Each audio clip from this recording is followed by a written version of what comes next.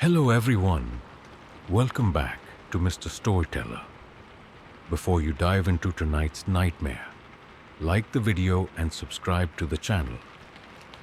Also, where are you from and what time are you watching? Now, get comfortable and relax. The moon was a ghostly galleon drifting in a black sea of night as Mara stepped through the creaking iron gate of the long-forgotten estate. The chill in the air was not just from the penetrating autumn wind, but from something unseen, a malign presence that seeped into every crevice of the dilapidated mansion. Mara had heard the warnings. Local folklore whispered of strange lights and unheard voices, of a place where reality twisted into nightmares. Yet, desperate for answers about her estranged family and a legacy steeped in horror, she had come here, the rumored origin of true scary stories to fall asleep. Every step along the stone pathway echoed in the silence as if announcing her arrival to unseen inhabitants. The mansion's windows were like dark, empty eyes observing her every movement. The door, splintered from years of neglect, yawned open as though inviting her inside. Inside, dust motes swam in the sparse moonlight that trickled through shattered glass. The air was thick with the smell of decay and forgotten memories, and the floorboards groaned under Mara's cautious steps. She clutched a worn journal given to her by her late grandmother, a journal filled with cryptic entries about the estate. Its pages hinted at unspeakable rituals and mysterious occurrences that had terrorized generations of her family. As Mara made her way through the deserted hall, a soft whisper caressed her ear. "Do you dare remember?" She froze, heart pounding fiercely, but when she turned, there was no one there, only the echo of her own ragged breathing. A portrait on the wall caught her eye, a woman with penetrating eyes and an unsettling smile. Her gaze felt accusatory, as though she held secrets Mara had no right knowing. The journal mentioned a woman, the matriarch of the family, who was rumored to have been involved with dark forces. Mara recalled her grandmother's cautionary tone. "Beware the lady in the portrait. She is the keeper of our misfortune." Footsteps, faint and irregular, brought her back to the present. The sound seemed to emanate from the corridor leading to the library. Mara's voice trembled as she whispered, "Hello? Is anyone there?" There was no answer, only the rhythmic creaks of the building settling. Yet as she moved deeper, she noticed another figure, a tall man in a threadbare suit, his expression solemn and eyes filled with sorrow.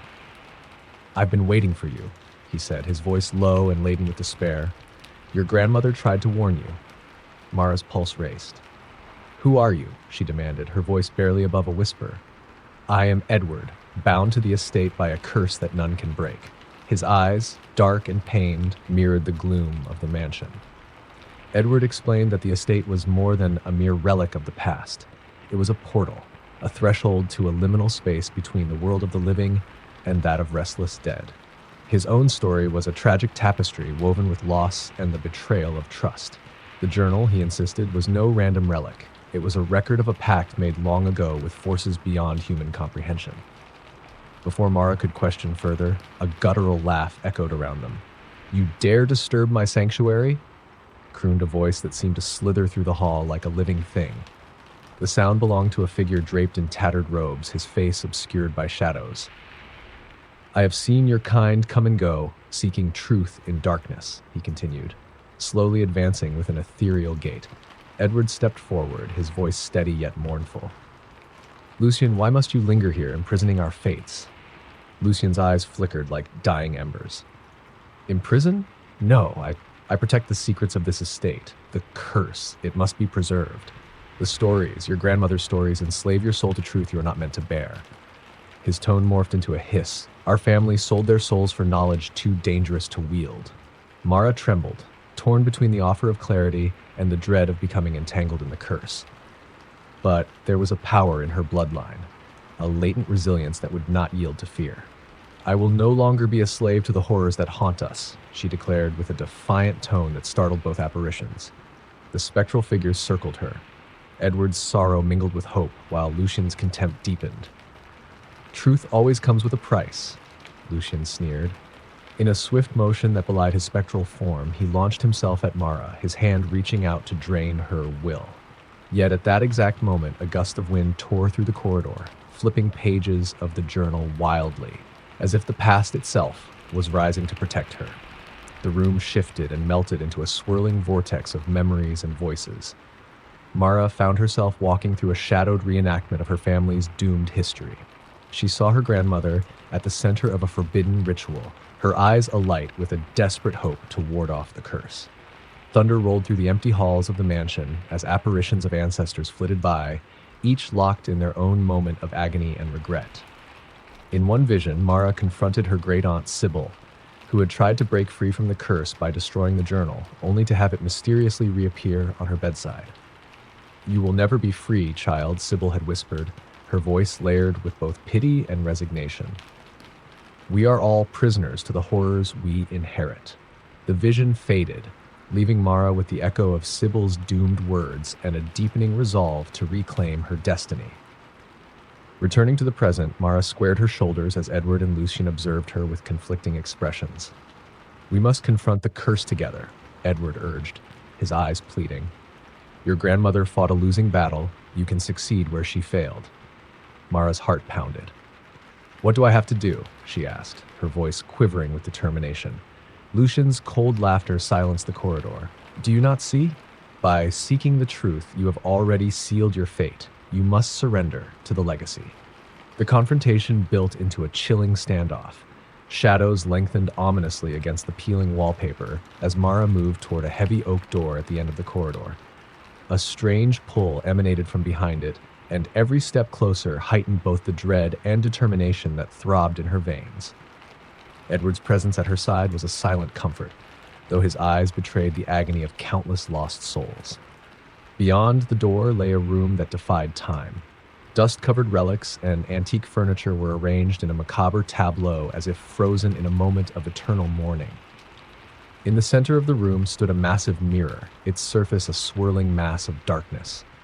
The journal fluttered on a pedestal near it. Mara hesitated, then stepped forward and picked up the journal, feeling its weight, both physical and symbolic. Within its pages, the blood and ink blended into an incantation, a map to free her soul from the curse, provided she was willing to confront every nightmare her lineage held.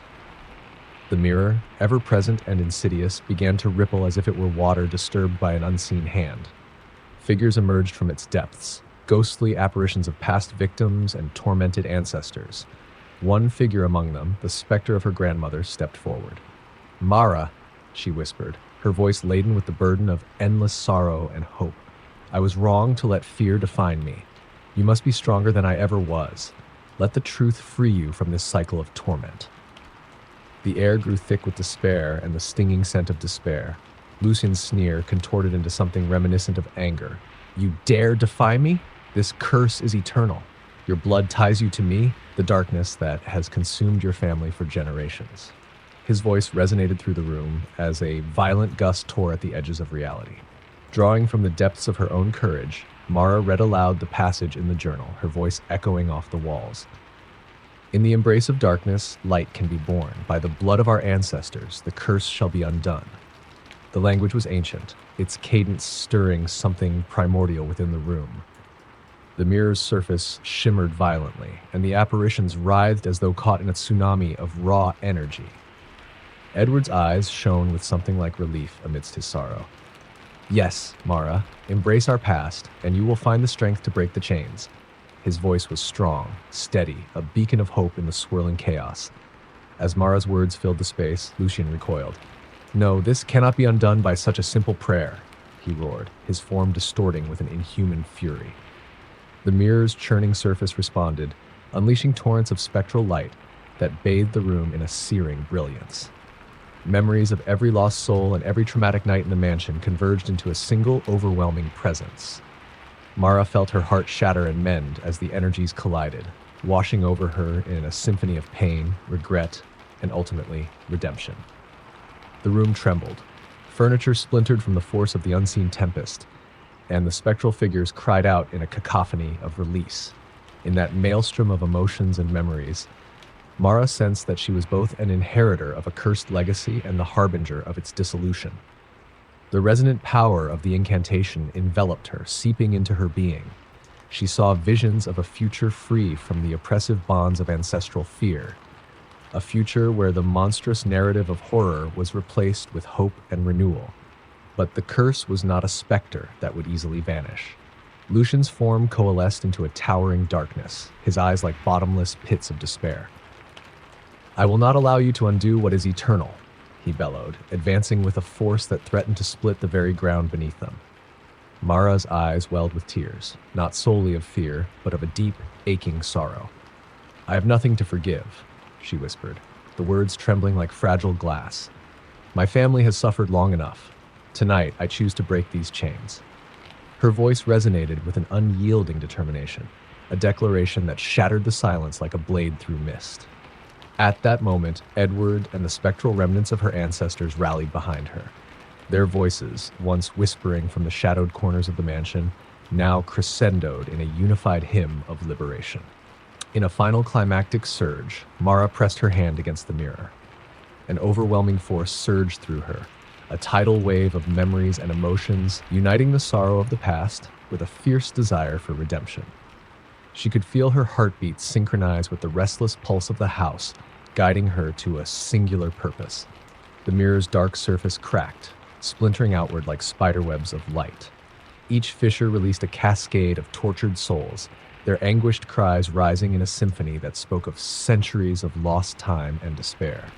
Lucian screamed, his voice a mix of pain and fury, as he found himself powerless before the ancient ritual's might. Shadows scattered into the recesses of the crumbling walls, and a breathless silence settled in the wake of the released energy. In that silence, Mara dropped to her knees, feeling both the emptiness of loss and the fullness of liberation. Edward knelt beside her, his spectral form now tinged with relief and a sorrowful acceptance. "You have undone what was bound by centuries of fear," he murmured. "Your courage is a light that even the darkest of curses cannot withstand." Across the room, the ghostly figure of Lucian faded, his final words a parting lament. "Beware the cost of seeking truth, for some nightmares are never fully banished, only transformed." His warning hung in the air like a last, echoing ghost. Yet for the first time in generations, the oppressive weight that had clawed at the family's soul began to lift. The mansion seemed to exhale a long-held breath, its dilapidated walls resonating with the newfound hope that radiated from Mara's defiant act. In that moment, the legacy of terror was no longer a shackle. It was a memory that could, with time, be reconciled with the promise of redemption and renewal. As dawn crept through the fractured windows, Mara felt a warmth, a promise of a new day free from the relentless grip of ancestral nightmares. The journal lay on the cold stone floor, its ink faded as though the horrors it chronicled had finally been washed away by the tide of liberation. Edward's eyes, filled with both hope and sorrow, met hers one last time. "Remember," he said softly, "every story carries both its darkness and its light.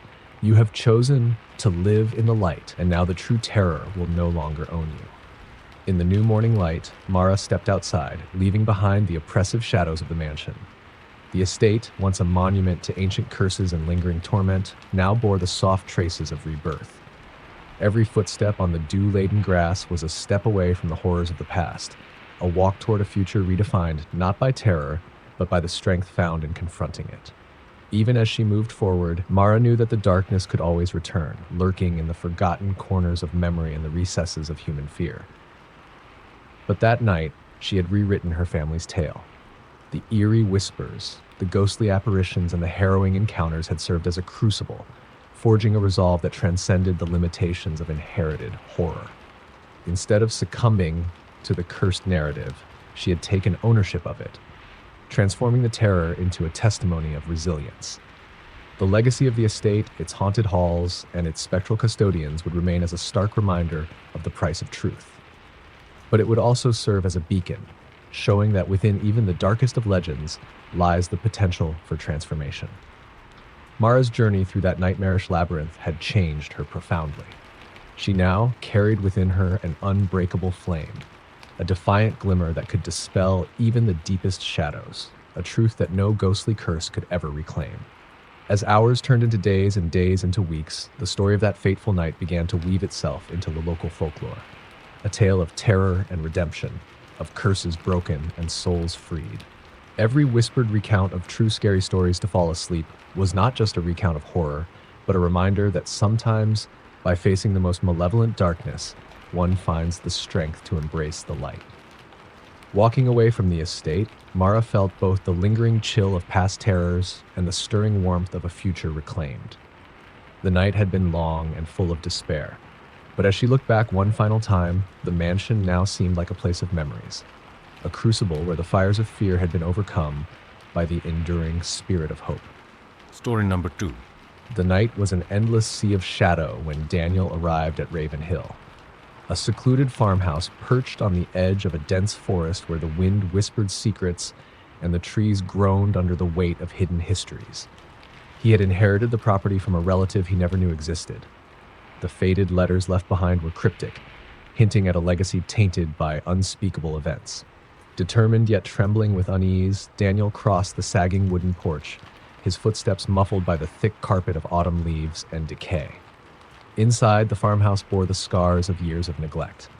Faded wallpaper peeled in curling strips, and the silence was punctuated by the occasional drip of water echoing through empty halls. At the center of it all, a grand staircase led upward into darkness. Daniel's heart pounded as he recalled the note he'd found tucked between brittle pages of an old diary. Do not disturb the dead at night. Dust danced in the slivers of moonlight that fought their way through grime on the windows. In the entry hall, a portrait hung askew, a grim man with eyes that seemed to follow Daniel's every move.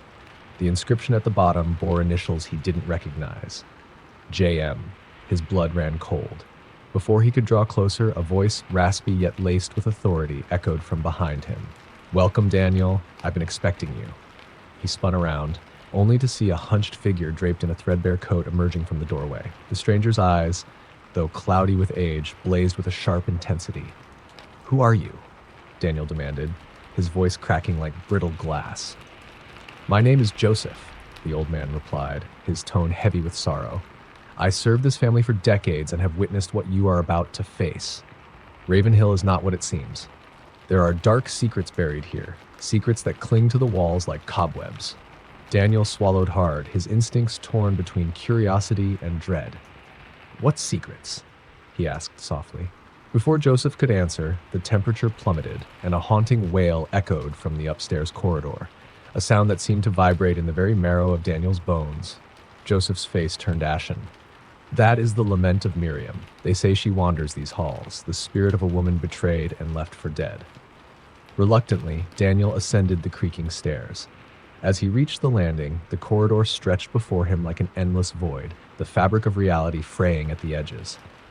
Doors lined the hall, their surfaces scratched with cryptic symbols and desperate messages. "Save me," "Help her," and "I'm still here." The air was thick with despair and a ceaseless anticipation that something sinister lurked just beyond sight. He opened the first door on the left, revealing a small sitting room frozen in time. A single moth fluttered against a cracked mirror that reflected a pale, gaunt image of Daniel. In that reflection, the room was no longer empty.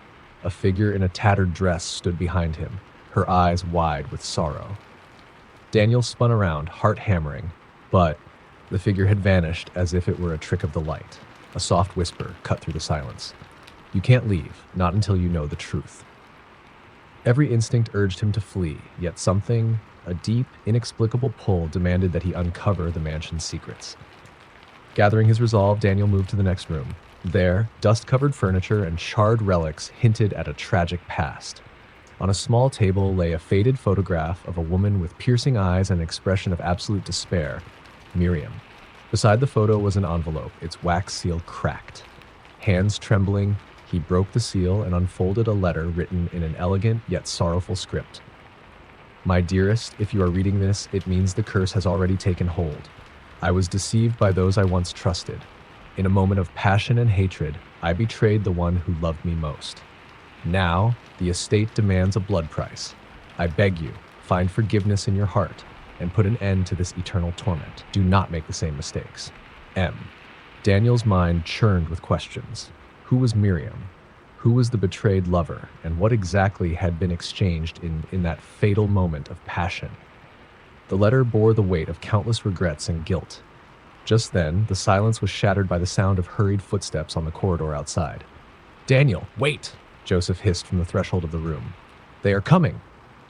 Before Daniel could protest, The room's door banged open with force.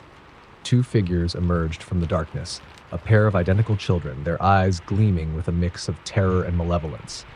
Their voices were in perfect unison. "Mama said you belong with us now." Daniel's pulse raced. The children's limbs moved in jerky, disjointed motions as if puppeteered by forces beyond life. "Mama?" he stuttered, confused and terrified. "What are you?"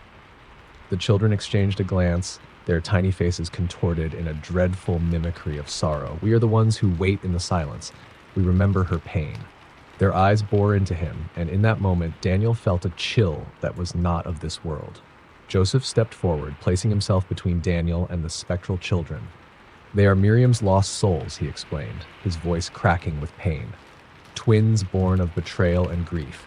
They have been trapped here, bound by the curse that haunts Raven Hill."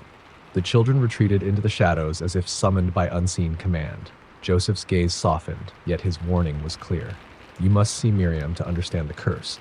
If you are to break it, you must confront the past head-on." Reluctantly, Daniel left the sitting room and followed Joseph up a narrow staircase spiraling into the attic, a realm where time seemed to fold upon itself. In the attic, remnants of a lifelong past were scattered about, broken toys, faded letters, and a decaying music box that played a warped lullaby. At the far end of the attic stood a tall, narrow mirror draped in a dusty cloth. Joseph hesitated before it, then slowly unveiled the mirror as if unveiling a forbidden relic. As the cloth fell away, the reflection within the mirror did not match the present room.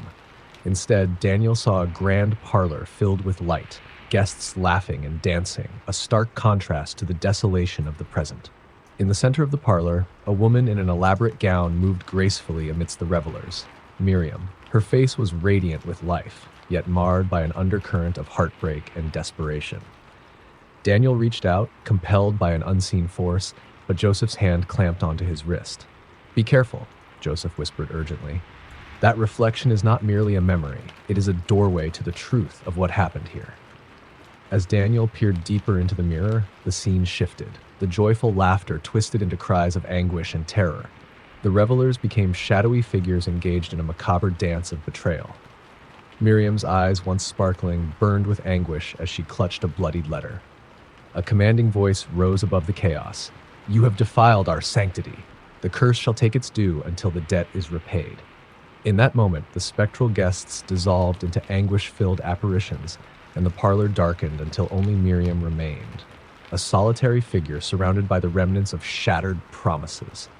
Her eyes met Daniel's through the mirror, silently pleading for liberation. "Help me," she mouthed softly. "I never meant for it to end this way." Her voice, barely audible, echoed in the recesses of Daniel's mind as he felt the sorrow and pain radiating from her like a tangible force. Joseph's eyes welled with tears as he murmured, "She was once human, a loving daughter and wife, until greed and a cruel twist fate condemned her to this eternal suffering." The attic seemed to tremble under the weight of the revelation. The mirror pulsed, drawing Daniel closer to it with irresistible pull. In that suspended moment, he sensed that within the mirror lay not only the truth of Miriam's haunting past, but also the potential to shatter the curse that had chained so many souls to Raven Hill. Taking a deep, shuddering breath, Daniel placed his hand on the cool surface of the glass. The reflection rippled like disturbed water, and in an instant he was plunged into a disorienting vortex of memories. The sounds of a long-forgotten party, mirthful chatter, clinking glasses, suddenly gave way to anguished cries and a violent storm of emotions. Daniel found himself standing in the midst of a scene that unfolded like a dark tableau. He was in the grand parlor he had seen in the mirror. The air was thick with perfumes and candlelight flickered off gilded walls. Miriam, resplendent in a once beautiful gown now stained by tears and blood, rushed toward him. "You're here," she cried, her voice laden with desperate hope and despair. "I thought I was doomed to wander these halls forever." Daniel staggered back, disoriented by the abrupt transition. What happened?" he managed to ask, his voice barely more than a whisper, as the reality of the vision began to coalesce. In a rush of fragmented recollections, Miriam explained that many years ago she had been betrayed by the man she had trusted, a man consumed by a hunger for power and wealth. In a fit of jealous rage, he had orchestrated a ritual intended to bind her to the estate, leaving her life brutally extinguished so that she might serve as a guardian to his dark secrets. Instead of granting him the control he craved, the ritual backfired, cursing not only Miriam's soul, but also the souls of those who had been caught in the vortex of her despair. The laughter and revelry of that night had turned into a nightmarish spiral of vengeance and sorrow. "You must break the cycle," Miriam pleaded as the specters of her past circled around them, their voices overlapping in a discordant lament. "Only by uncovering the truth and offering forgiveness to those who have wronged you, by accepting your own guilt, can the curse be undone. I am not merely a victim, but also a warning. Our suffering continues until someone dares to confront the darkest parts of the human soul." The room seemed to tighten around Daniel as the voices grew louder, a chaotic chorus of anger, regret, and mourning. Amid the clamor, Joseph's presence was a steady beacon. "The price of truth is steep," he said softly, as if reciting a sorrowful prayer. "But only in embracing both our failures and our capacity for forgiveness can we find redemption." A terrible realization settled over Daniel. This was not just Miriam's tragedy, but the collective burden of all those who had been caught in a web of lies and betrayal. Every echo of misery in the farmhouse, every whispered warning on a lonely night had led him to this moment. The curse of Raven Hill was a mirror of the sins of humanity itself. Determined and resolute, Daniel summoned his inner strength. "I will not let this darkness define us," he declared, his voice resonating with the authority of someone who had glimpsed the abyss and chosen to fight it. "I will find the courage to forgive and to free you from all of us." Miriam's spectral face broke into a fragile smile, a glimmer of hope amidst the overwhelming sorrow. With Joseph's help, Daniel stepped further into the unfolding drama, speaking the words of absolution that had been inscribed in fragments throughout the dusty journals scattered across the farmhouse. "I forgive those who have wronged me, even if their sins were hidden behind lies and cruelty." The attic shuddered as if in response. The mirror's surface began to pulse with an ethereal glow, the reflections merging into a kaleidoscope of memories, each one a testament to pain, loss, and the arduous struggle for redemption. The anguished cries of the past softened into murmurs, as if the tormented souls were finally finding the peace they had long been denied. From the edge of the vision emerged the ghostly silhouettes of those betrayed and abandoned. The identical twin children, once twisted in malevolence, now looked less like agents of despair and more like lost children yearning for a way home. Their small voices, trembling with a mix of uncertainty and relief, whispered, "Thank you." The mansion itself groaned, a deep, resonant sound that vibrated through every beam and brick as the curse began to fracture. The heavy air of sorrow lightened incrementally. Windows that had been so long shrouded by grime now reflected the pale light of dawn. Outside, the oppressive shroud of night lifted slightly, revealing scattered hints of the morning sky. In the fading turmoil of the spectral parlor, Miriam's image began to dissolve into soft luminescence. "Go now," she murmured, her voice carrying the bittersweet weight of farewell and liberation. "Carry our memories not as chains, but as guides to a better future. Let the truth be both our burden and our salvation." Daniel felt the pull of that promise seep into him. The experience, raw, searing, and overwhelmingly painful, had etched itself into his soul. It was a reckoning with the past that demanded acceptance and compassion rather than hatred and retribution. As the final threads of the mirror's dark magic loosened, the spectral assembly faded into a gentle silence, leaving only the faint echo of forgiveness lingering in the air. In the quiet aftermath, Joseph placed a comforting hand on Daniel's shoulder. "You have done what many could not," he said quietly, his voice reflective and weary. "The curse may have been shattered tonight, but its remnants may linger in the memories of these walls. It is up to you to keep the promise of tomorrow alive." Daniel nodded, feeling the weight of his newfound responsibility settle upon him. With his heart full of mingled sorrow and hope, he left the attic and slowly descended the creaking staircase. Every step was a reminder of the past, yet also a step toward a future reimagined. A future where the legacy of Raven Hill might become a symbol of redemption rather than eternal torment. Outside, the first rays of dawn filtered through the dense forest, casting long, hopeful shadows that stretched toward the farmhouse. The haunting cries of the night were replaced by the soft, tentative whispers of a new day. Daniel took one last look at Raven Hill, a place of broken dreams and shattered curses, and turned away, carrying within him the lessons of forgiveness and the resolve to heal old wounds. As weeks turned to months, the whispers of Raven Hill transformed into murmurs of caution and eventual hope throughout the nearby town.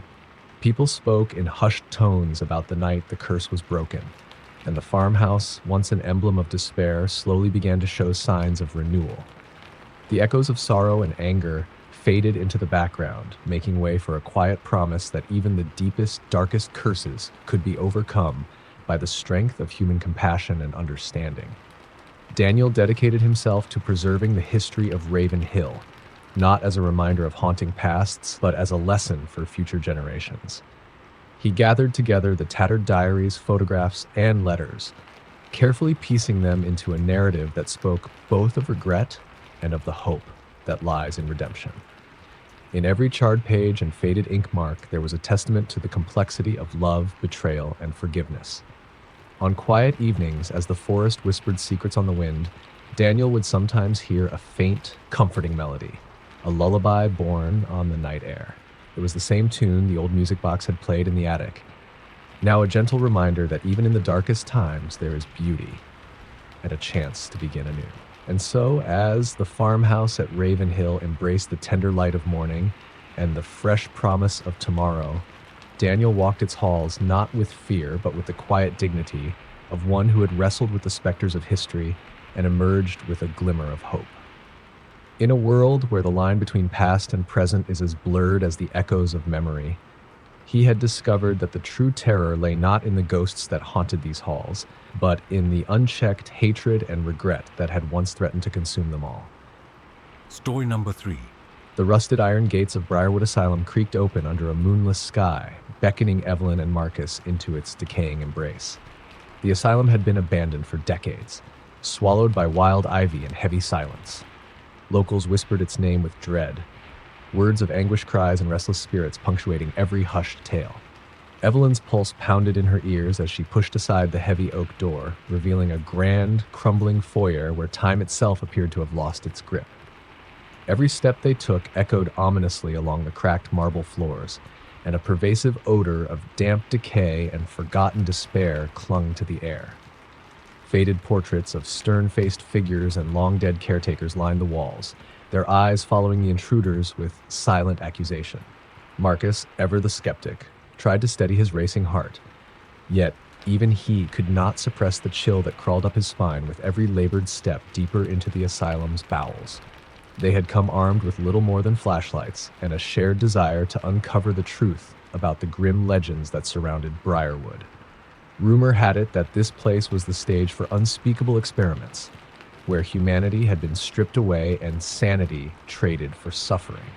As Evelyn's light swept across the debris-strewn hall, she noticed strange markings etched into the plaster, cryptic symbols that pulsed beneath the thin veil of grime.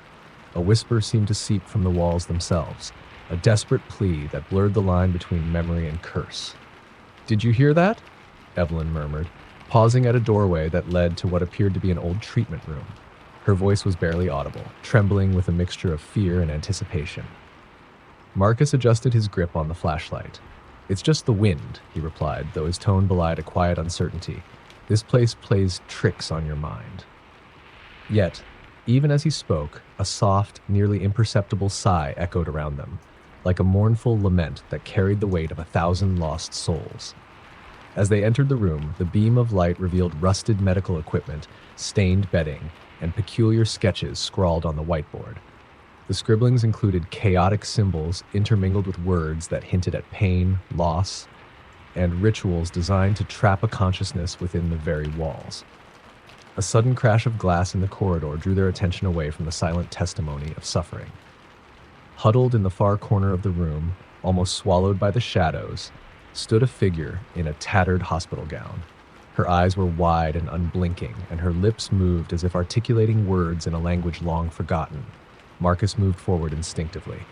"Hello?" he called gently, his voice quivering with uncertainty. "Are you all right?" The figure's head jerked upward, revealing a face marked by despair and spectral pallor. "You shouldn't be here," came a rasping whisper that seemed to emanate both from her and the stale air. Her eyes darted toward Evelyn, pleading silently as if begging for release. Then, as abruptly as she had appeared, she melted into the darkness, a fleeting glimpse of a tortured soul condemned to wander in limbo. Evelyn's heart thundered as she turned to Marcus.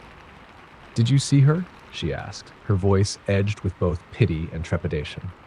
Marcus nodded slowly.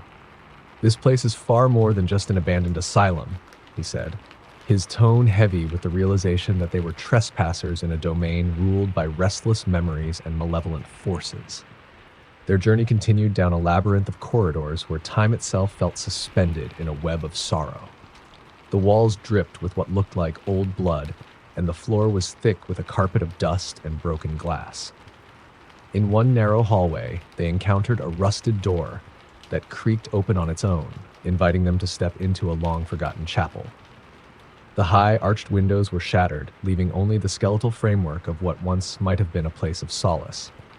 Instead, carved into the pews and altar were inscriptions of agony and despair, pleas to a deity that had long since abandoned them. At the center of the chapel, a faded mural depicted angels with twisted faces and sorrowful eyes, their wings spread in an eternal cry for mercy. Evelyn's flashlight flickered over the remnants of the artwork, and in that wavering light she swore the eyes in the mural followed her.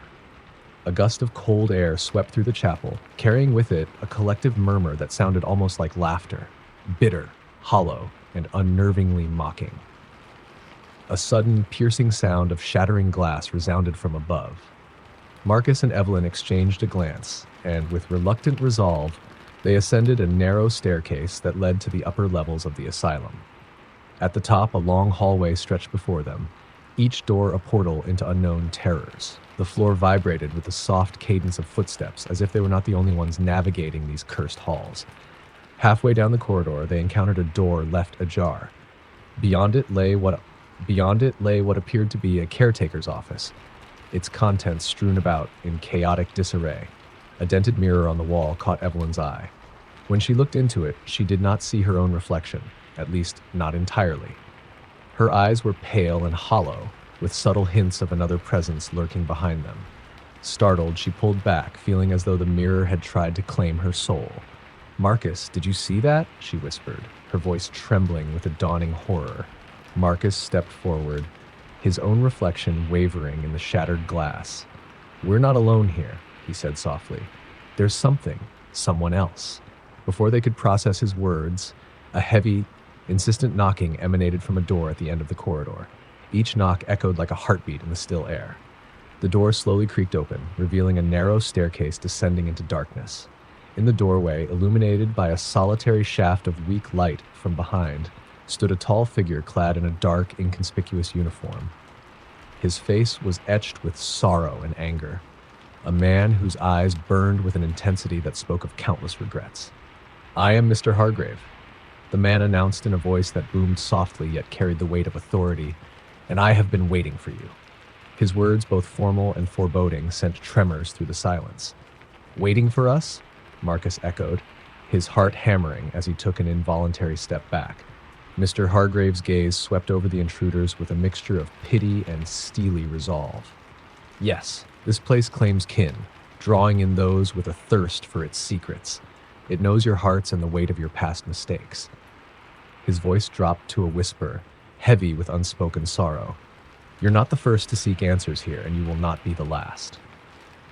Before either could respond, the fluorescent light above flickered erratically, bathing the hallway in a disjointed dance of shadows.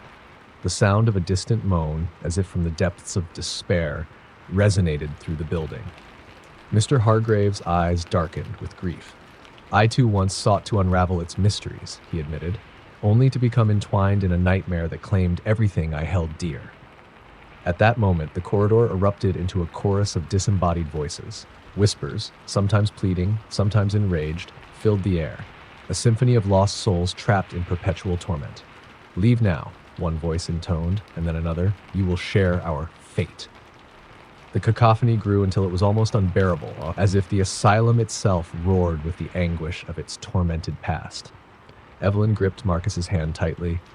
"We have to understand," she insisted, though her voice was quivering. "There must be a reason for all this suffering." Mr. Hargrave fixed his sorrowful gaze upon her. "Understand. Yes, but know that knowledge comes at a price. He paused, his eyes glistening with a deep-seated remorse. This place is a repository of every anguish and sin committed within its walls. The souls that wander here are tethered by their regrets, and if you linger too long, their despair may seep into your own heart. Marcus's voice cracked as he muttered, "But if we leave, will they never find peace?" Hargrave's expression softened, torn between empathy and duty. "Peace is a fragile gift, and here it's long been a stranger," he said quietly. "Only by confronting what has been hidden can absolution ever be found." With cautious resolve, Evelyn and Marcus followed Mr. Hargrave down another winding staircase that led to the asylum's basement, a labyrinth of dimly lit passages and forgotten rooms. The chill in the air grew more acute with every step, as if the walls exhaled centuries of sorrow and regret. In the deepest recess of the basement, they discovered what appeared to be the old records room, a place where files, photographs, and remnants of long-forgotten experiments lay in disarray.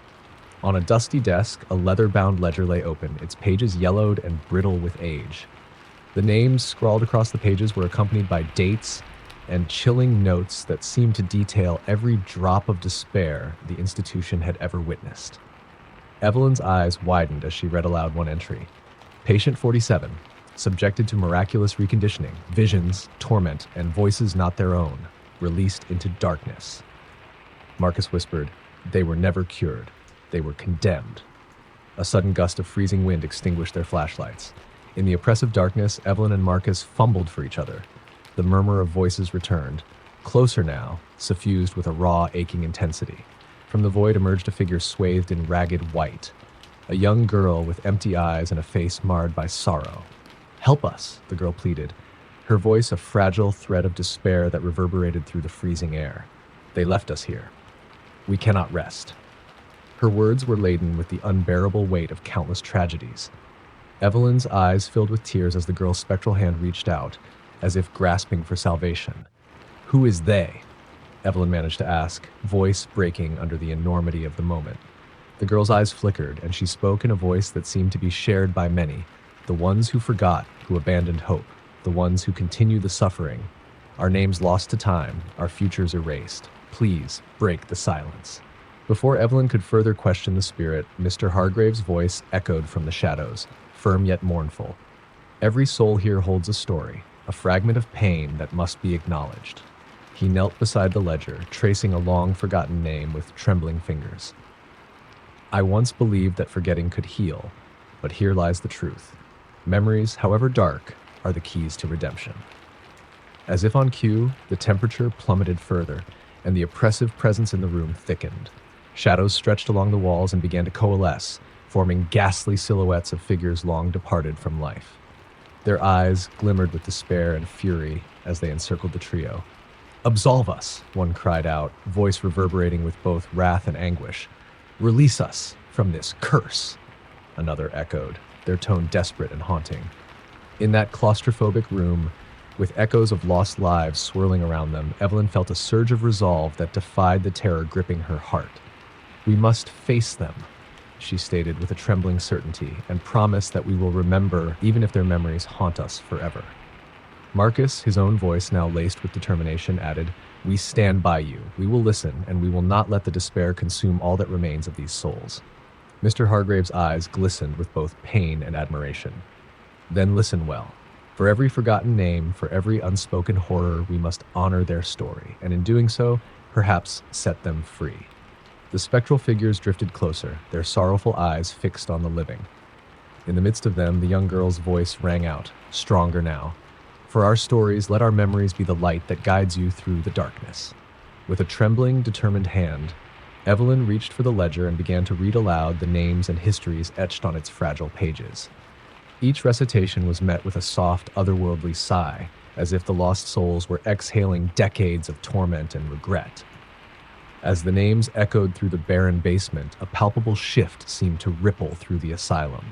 The oppressive cold gave way to a fragile warmth, a sign, perhaps, that recognition and remembrance could begin to mend even the deepest scars. One by one, the anguished faces in the shadows softened, their forms flickering with the possibility of rest. In that charged moment of vulnerability and release, Mr. Hargrave's voice resonated with finality. The darkness that once reigned here is now tempered by the light of truth. We have borne witness to your pain. Now let it be known so that you may finally be remembered and freed." His words, heavy with the weight of centuries, caressed the air like a benediction. Evelyn and Marcus, hearts pounding yet resolute, slowly emerged from the asylum's depths. As they stepped back into the chill night, the oppressive aura of Briarwood began to wane, replaced by a tentative promise of reconciliation between past and present. The rusted iron gates groaned behind them one last time, as if bidding a sorrowful farewell to the agony contained within. Though the asylum remained a place of haunting echoes and forsaken memories, its grip on the living had been loosened. For in the face of the unyielding darkness, Evelyn, Marcus, and Mr. Hargrave had dared to listen, to honor the voices that had been silenced for too long. Their whispered vow to remember every tortured soul would ripple outward, a tribute to the enduring resilience of compassion in a world too often ruled by fear and despair. As the distant first light of dawn touched the horizon, Evelyn paused to glance back at the looming silhouette of Briarwood Asylum. In that final moment, the sound of a soft, grateful murmur, like a benediction from beyond the veil, floated upon the wind. It was a promise that the stories of those lost would no longer fade into oblivion, but instead guide the living toward a future where remembrance was the key to redemption. Story number 4. Under a sky heavy with storm clouds and the scent of impending rain, a decrepit farmhouse stood alone at the edge of a vast, wind-whipped moor. Its sagging roof and broken windows whispered secrets to the relentless gusts that roamed the barren landscape. Ada had inherited this forsaken homestead from an aunt whose name had become a ghost in local lore, a woman rumored to have dabbled in forbidden rites and secret pacts with the unknown. As Ada crossed the threshold into the dilapidated parlor, the air seemed to grow denser, as if laden with the accumulated regrets and terror of 1,000 broken promises. The wooden floor groaned beneath her hesitant footsteps.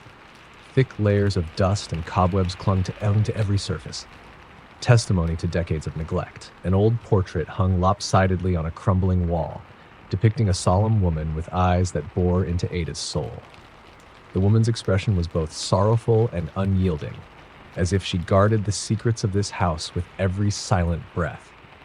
Ada's pulse quickened. The whispers from her childhood, the hushed warnings of neighbors and relatives echoed in her ears. Stay away from the unholy ground. Yet here she was, compelled by curiosity and a desperate need to understand her own tangled past. A sudden gust rattled the window panes, drawing her attention to the drawing room, where faded furniture lay strewn about under a dim, spectral glow. In the center of the room, an antique mirror with a tarnished silver frame reflected not only Ada but also a blurred figure that hovered at the far end of the space. Ada blinked, trying to dispel the sight, but the figure lingered, a gaunt shape with hollow eyes and a contorted mouth twisted in silent agony. "Who's there?" she demanded, her voice quavering in the oppressive silence. The mirror's surface rippled and the figure's lips moved soundlessly. For a long, dreadful moment, Ada felt the room close in around her. Then a faint whisper echoed, "I have waited so long." The voice was not quite human, a blend of a lament and an unspoken curse that seemed to seep into every fiber of her being. Trembling, Ada backed away, her heart hammering in a rhythm that threatened to shatter the tense silence. She recalled the journal that had been packed among her late aunt's belongings, a battered leather-bound diary scrawled with cryptic entries, macabre sketches, and dire warnings. Ada clutched it tightly as she moved further into the room, each step pulling her deeper into an atmosphere of impending dread. In one corner, a battered desk bore remnants of old letters. With shaking hands, Ada unfolded one such letter. The ink was faded, but the words were unmistakable. "The mirror is a gate, a prison for tormented souls. Beware the one who lingers in its depths, for her sorrow shall claim your heart unless you face the darkness within." As Ada's eyes scanned the text, a sudden chill snaked up her spine. Outside, the wind's mournful howl mingled with a distant, keening cry, as if echoing the despair captured in the letter.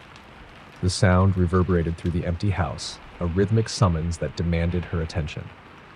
With a hesitant resolve, Ada stepped up toward a narrow hallway where the portraits of unnamed ancestors lined the walls. Their eyes, frozen in timeless despair, seemed to follow her progress, silently condemning her for daring to disturb what had lain undisturbed for so long. A pungent aroma of decay mingled with the musty air as she reached the hallway's end. There, a heavy door lay ajar, leading into what appeared to be a forgotten study. Inside, remnants of a life once lived. Yellowed books, tarnished relics, and a decrepit piano stood in a chaotic arrangement. In the center of the room, on a solitary pedestal, rested another mirror. This one was different. Its glass was darkened with age, and swirling patterns of shadow danced across its surface, even without light. The diary had mentioned 2 mirrors, keys to unraveling the estate's grim history.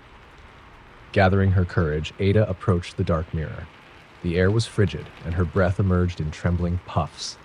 At the moment her fingertips brushed the cold surface, the mirror shimmered, and a series of images played out across its face. Ada saw fragments of the past, a woman in a flowing gown, her eyes wild with terror, a secret meeting in a candlelit room, and a grim ceremony conducted in the dead of night. The woman in the gown was unmistakable. It was the portrait from earlier, her gaze now mingled with pain and regret. As the images shifted, Ada caught a glimpse of something even more horrifying. A spectral figure with sunken eyes and a twisted smile, its hand raised as if beckoning her closer. "Welcome home," croaked a voice that seemed to come not from the mirror, but from the very walls of the study. Ada's heart seized as a shape materialized in the doorway behind her. A gaunt man, his face skeletal and eyes glowing with a sinister light. His breath, an acrid exhalation of decay, carried with it the weight of unbearable sorrow. "You've returned at last," he said, his tone a mixture of derision and forlorn welcome. "I am Gabriel, once keeper of this estate, and now its eternal warden. Your blood, your curse, binds you to these walls, just as it bound me." Ada's mind reeled at his words. "What do you mean? I'm no cursed soul," she protested, her voice trembling as much as her hands. Gabriel's eyes burned with an unearthly fire. "Your aunt was the mistress of these dark rites, and from her bloodline, the curse was born. The mirror calls to you, Ada, because you carry within you the potential to free us all, or to condemn us forever." His words sliced through the air, echoing with the anguish of countless years. Before Ada could muster a response, the mirror in the study pulsated with a fierce, violent energy. The images began to coalesce into a single, overwhelming vision. A nightmarish landscape where shadowy figures writhed in torment, and a blood-red moon hung low in a sky streaked with crimson. In the midst of this chaos, the spectral woman from the portrait emerged, her eyes wide with pleading desperation. "Forgive me," she sobbed, her voice a tearful wail that racked the air. "I never meant for this to be our fate. Free me, or be forever haunted by my sorrow." Gabriel's expression contorted with anguish. "She was my love, damning us both to this eternal purgatory. And you, Ada, hold the key. Your aunt's final incantation lies within your grasp." The man extended a trembling hand toward the diary, as if urging Ada to read its forbidden words aloud. Caught between terror and determination, Ada clutched the diary to her chest. "What must I do?" she whispered, eyes locked on the spectral lament of the woman in the mirror. Gabriel took a step forward, his voice softening despite the bleakness of the moment. "There is a chamber beneath the house, hidden since the days of occult fervor. Within that crypt lies an altar where the ritual was first performed, a ritual that must be reversed. But beware, for the darkness is cunning, and should you fail to complete the incantation correctly, it will claim your soul as its newest offering." The air grew colder still, and the floor beneath Ada's feet seemed to vibrate with a heartbeat not her own. Ada's resolve solidified as she stepped away from the mirror and into the depths of the house. Gabriel's form lingered at the threshold, a silent guardian of forgotten sins. "Follow the stairs behind the portrait in the main hall," he instructed. "There you will find the hidden passage. Do not falter, for every step echoes with the lost hope of those who came before." With trembling determination, Ada descended into a narrow stone staircase concealed behind an ancient drapery. The passageway was dank and oppressive, lit only by the intermittent flash of distant lightning through cracks in the stone ceiling. Shadows flitted at the edge of her vision, and spectral voices murmured secrets of regret and vengeance. Each step she took resonated like a funeral dirge, a grim reminder that she was treading on a path from which few had returned unscathed. At the bottom of the passage, Ada found a heavy iron door.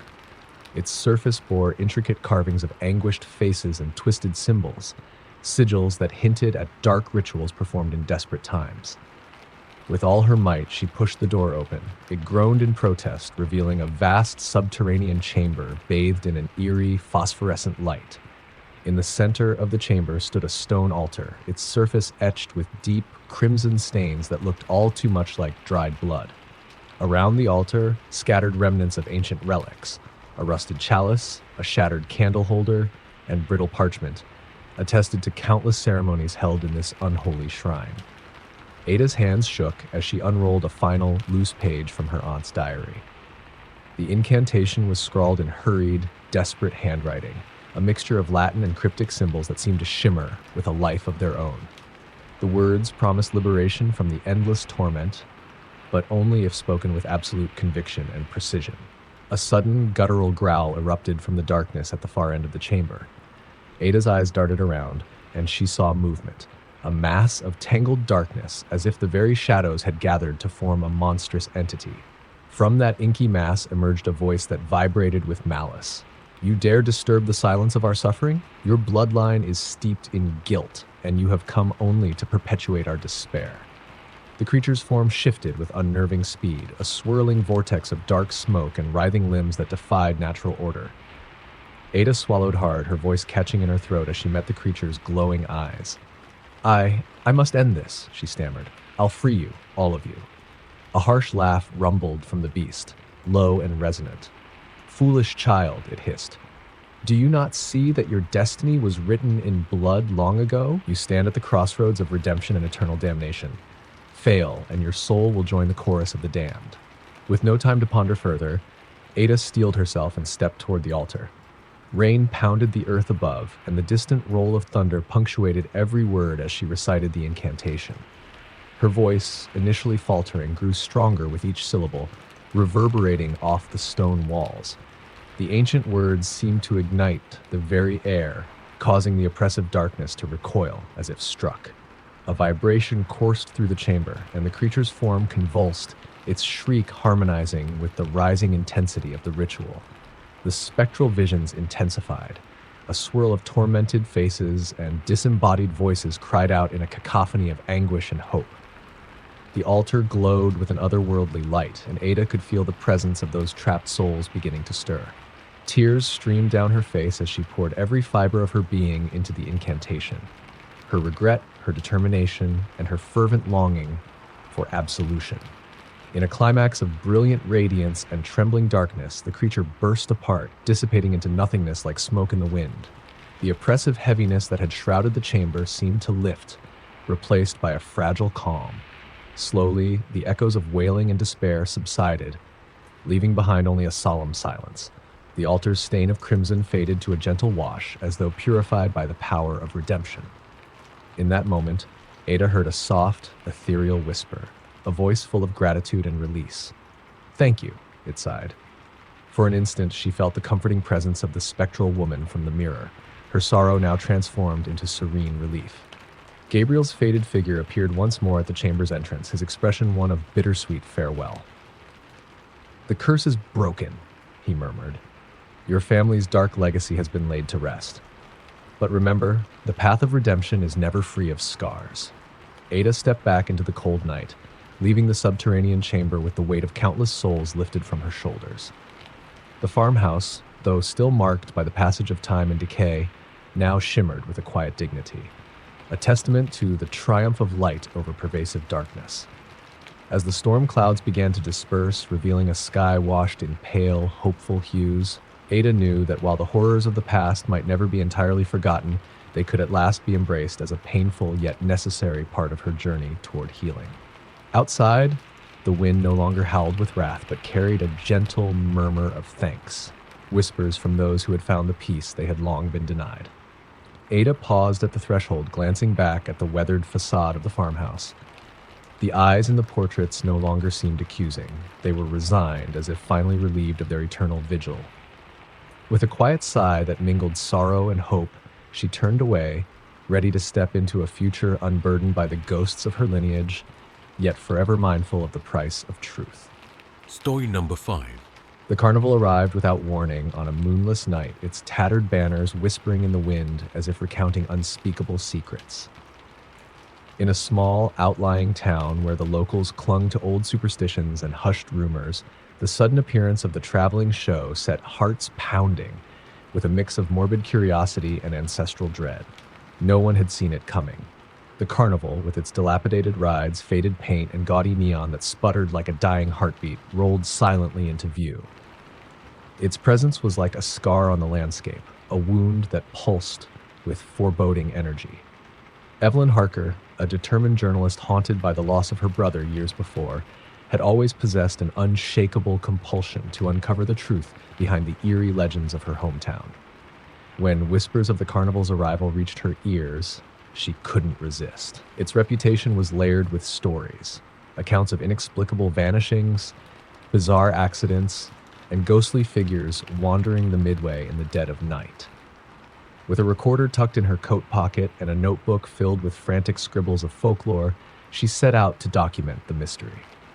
As Evelyn made her way along the narrow, winding road toward the carnival grounds, a chill crept over her, a subtle sensation of eyes watching from the dark.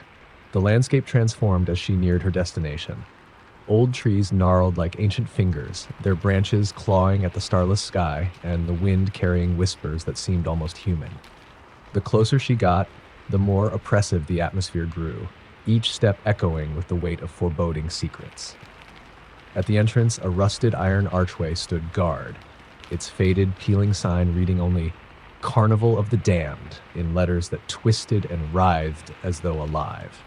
Evelyn hesitated before stepping under the arch, sensing that this was no ordinary attraction.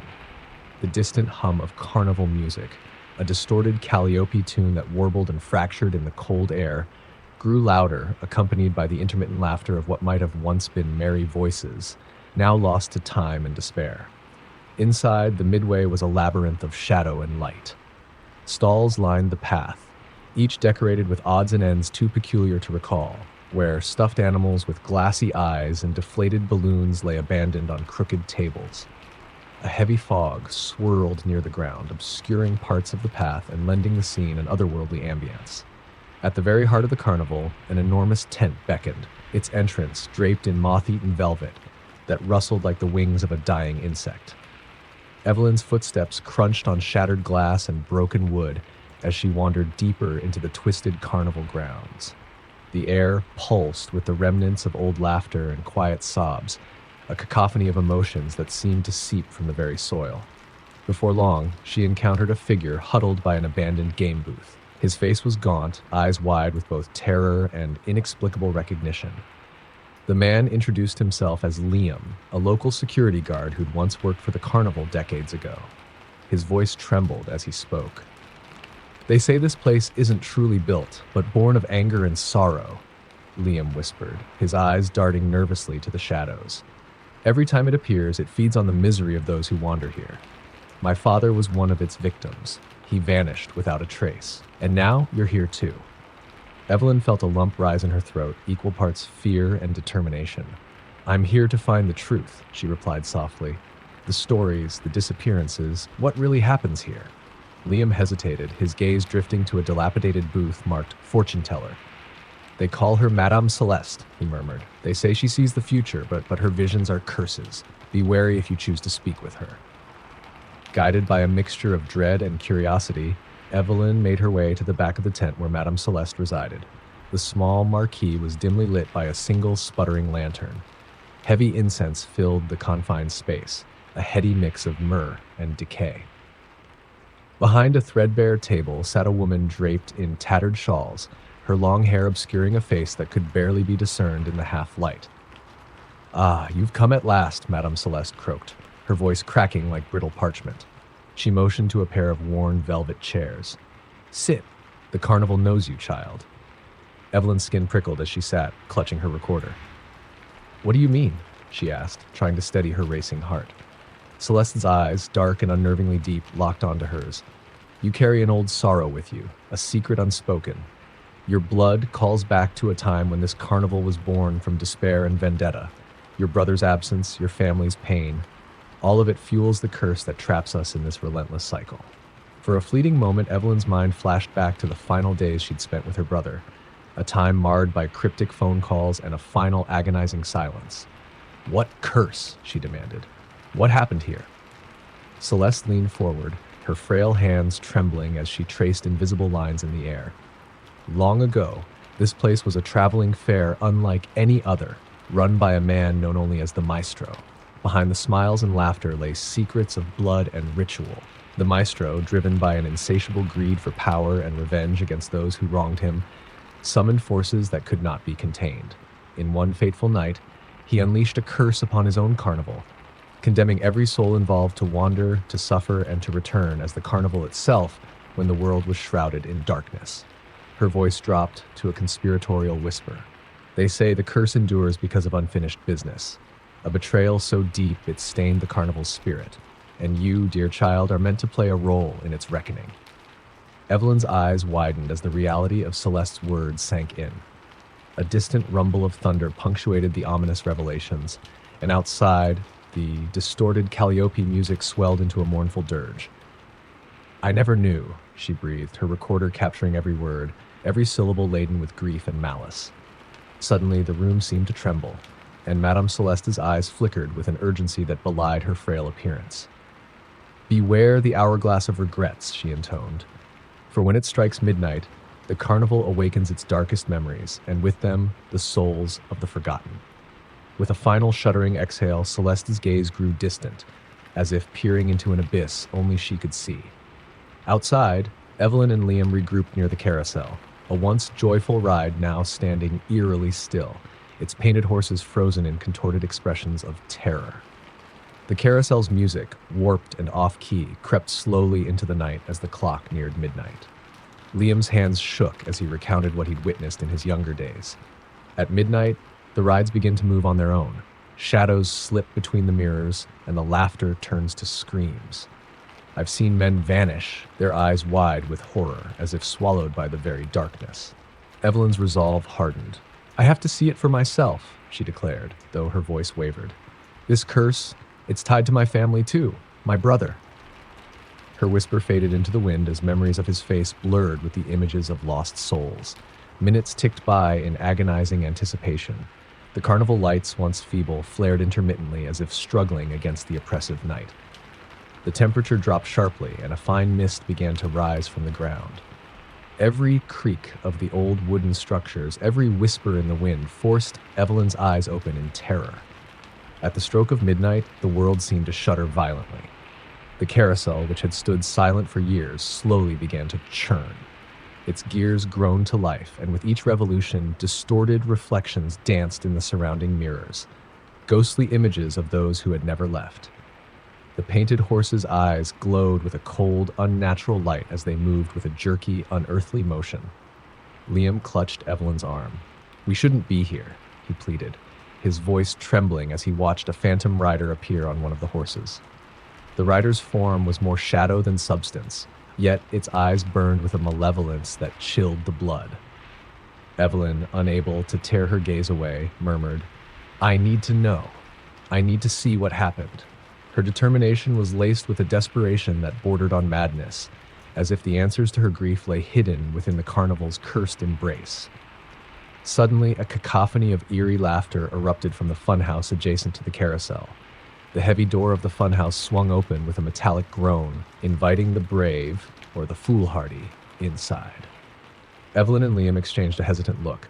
The funhouse was notorious in town folklore. It was said to be the locus of the carnival's darkest rituals, where the maestro himself had once played with fate and misfortune. Inside, the corridor twisted and turned upon itself. The walls were lined with warped mirrors that reflected deformed images of Evelyn and Liam. Faces contorted by fear, eyes distorted with anguish, and mouths twisted in silent screams. With each step, the corridor seemed to narrow, the air growing thicker with the sense of impending doom. A disembodied voice echoed around them, barely audible yet undeniably present. Welcome to the maze of lost souls, it whispered, the sound echoing off the cold, peeling walls. Your regrets, your sorrows, here they will come to life. In the heart of the funhouse, amidst the flickering fluorescent lights and the mirage-like distortions of reality, Evelyn stumbled upon a small chamber. The room was nearly empty, except for an enormous ornate hourglass resting on a pedestal.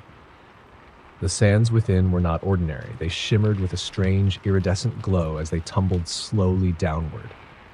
Etched on the hourglass were cryptic symbols and the faint inscription, "Regret is the gateway to oblivion." Evelyn's hand hovered over the ancient artifact. A voice, soft and insistent, seemed to emanate from within the hourglass. "Release us! Free us!" The words resonated deep within her soul, stirring memories of her lost brother and the unresolved pain that had haunted her for years. Liam's grip on her arm tightened as he uttered, "We must leave. This isn't right." But Evelyn's determination was unyielding. "I have to do this," she murmured, her voice trembling with both fear and resolve. "Maybe by understanding this curse, I can finally put my brother to rest." In that moment, the hourglass's sands began to swirl faster, as if reacting to her inner turmoil. The room darkened, the walls vibrating with a low, mournful hum. As the final grains of shimmering sand cascaded to the bottom, the funhouse exploded with distorted images and souls emerging from the mirrors. Shadowy figures, rendered in anguished outlines, burst forth, each one a memory of the carnival's tortured past. The chamber filled with their collective wails, a chorus of despair and longing that threatened to overwhelm the senses. Among the chorus, one figure stood out, a gaunt, spectral boy with eyes that flickered with the same forlorn light as Evelyn's own memories. "Ava," the boy whispered, using a name that tugged at her heart. In a moment of unfathomable clarity, Evelyn realized that the boy's name was the same as her brother's, a childhood nickname spoken in laughter before tragedy stole him away. The revelation was both a balm and a new wound, reopening fresh scars of guilt and sorrow. "Your pain binds you here," the boy said, his voice trembling with spectral sadness. "But you must choose, remember, or let the darkness claim you."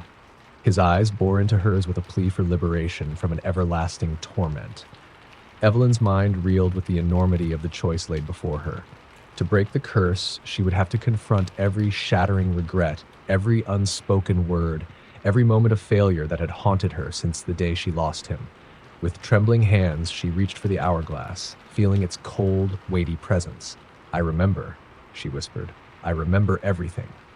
As the echoes of that vow reverberated through the chamber, the ghostly figures began to fade, their anguished cries subsiding into silence.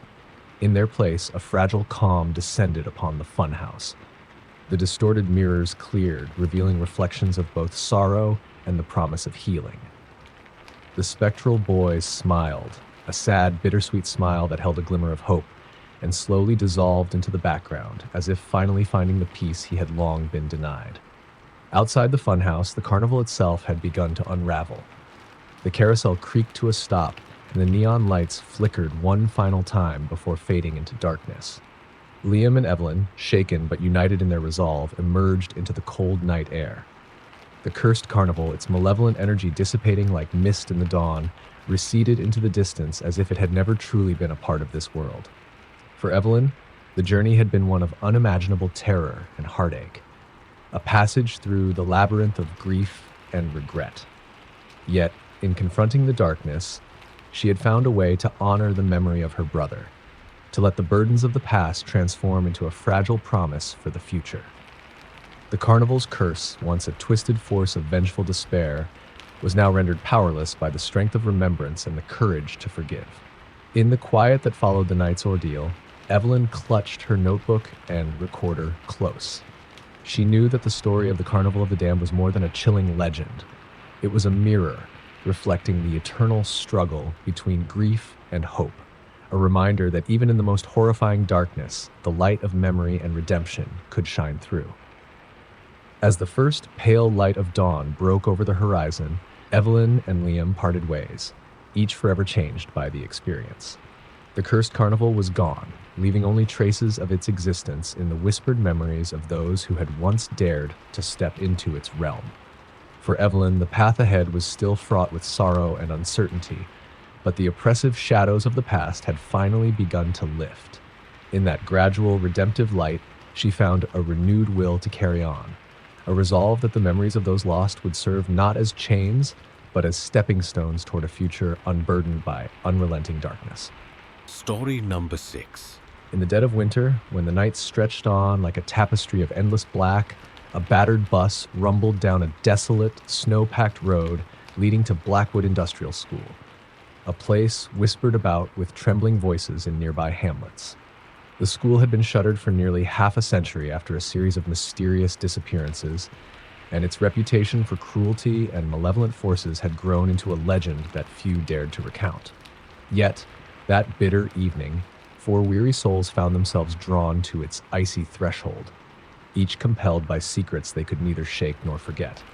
Lauren, the de facto leader of the quartet, had spent years haunted by fragmented memories of her childhood, vague recollections of strange laughter echoing down long, winding hallways.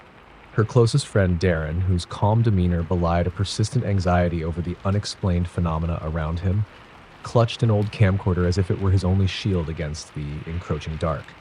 Alongside them were Naomi, whose scientific skepticism masked her deep-seated need to understand the inexplicable, and Malcolm, a quiet man burdened with a past that glowed red with regret, a past somehow linked to the institution. The bus parked in front of the looming brick facade of Blackwood, its windows smeared with frost, and a single flickering street lamp cast a ghostly halo on the ancient nameplate. The building's broken windows and graffiti-scarred walls bore silent witness to the decades of neglect and terror that had seeped into every stone. As they stepped off the bus, the wind whispered through the hollow corridors of the looming structure, as if summoning the memories of those long confined within its walls. Inside, the air was heavy with the scent of mildew and stale despair. The once bright corridors, now dimmed and smudged by grime, stretched into a labyrinth of shadows. The group hesitated at the threshold of the main hall, a cavernous space with a high, crumbling ceiling and rows of rusting lockers that seemed to stand guard over the twisted echoes of the past. Overhead, flickering fluorescent lights sputtered, struggling to illuminate a space that felt more like a mausoleum than a school. "Can you feel that?" Darren whispered. His voice caught between awe and dread. He adjusted the lens of his camcorder, feverishly trying to capture the interplay of shadows dancing along the peeling walls. For a moment, the silence was shattered by a low, rhythmic creak, the sound of ancient pipes settling into their frozen positions. Or perhaps something else was moving beneath the floorboards. "Let's stick together," Lauren instructed, her tone firm despite the quiver in her voice. "We have to find something, the truth, something to explain all these stories." Even as she spoke, the corridors around them seemed to sigh with the weight of unspeakable sorrow, as if the building itself mourned the countless lives it had witnessed. The group advanced toward the old auditorium, a vast hall with shattered seats and a stage that bore the marks of time and tragedy. In the center of the stage stood a grand piano, its keys dust-covered and yellowed with age. As Naomi approached, her scientific mind bristled with curiosity. She noticed that a single key was noticeably out of tune, its sound echoing with a plaintive wail that sent a chill racing down her spine. At that moment, a sudden clatter resounded from behind the stage curtains. Malcolm, who had been silently surveying the shadows, instinctively reached for his pocket knife.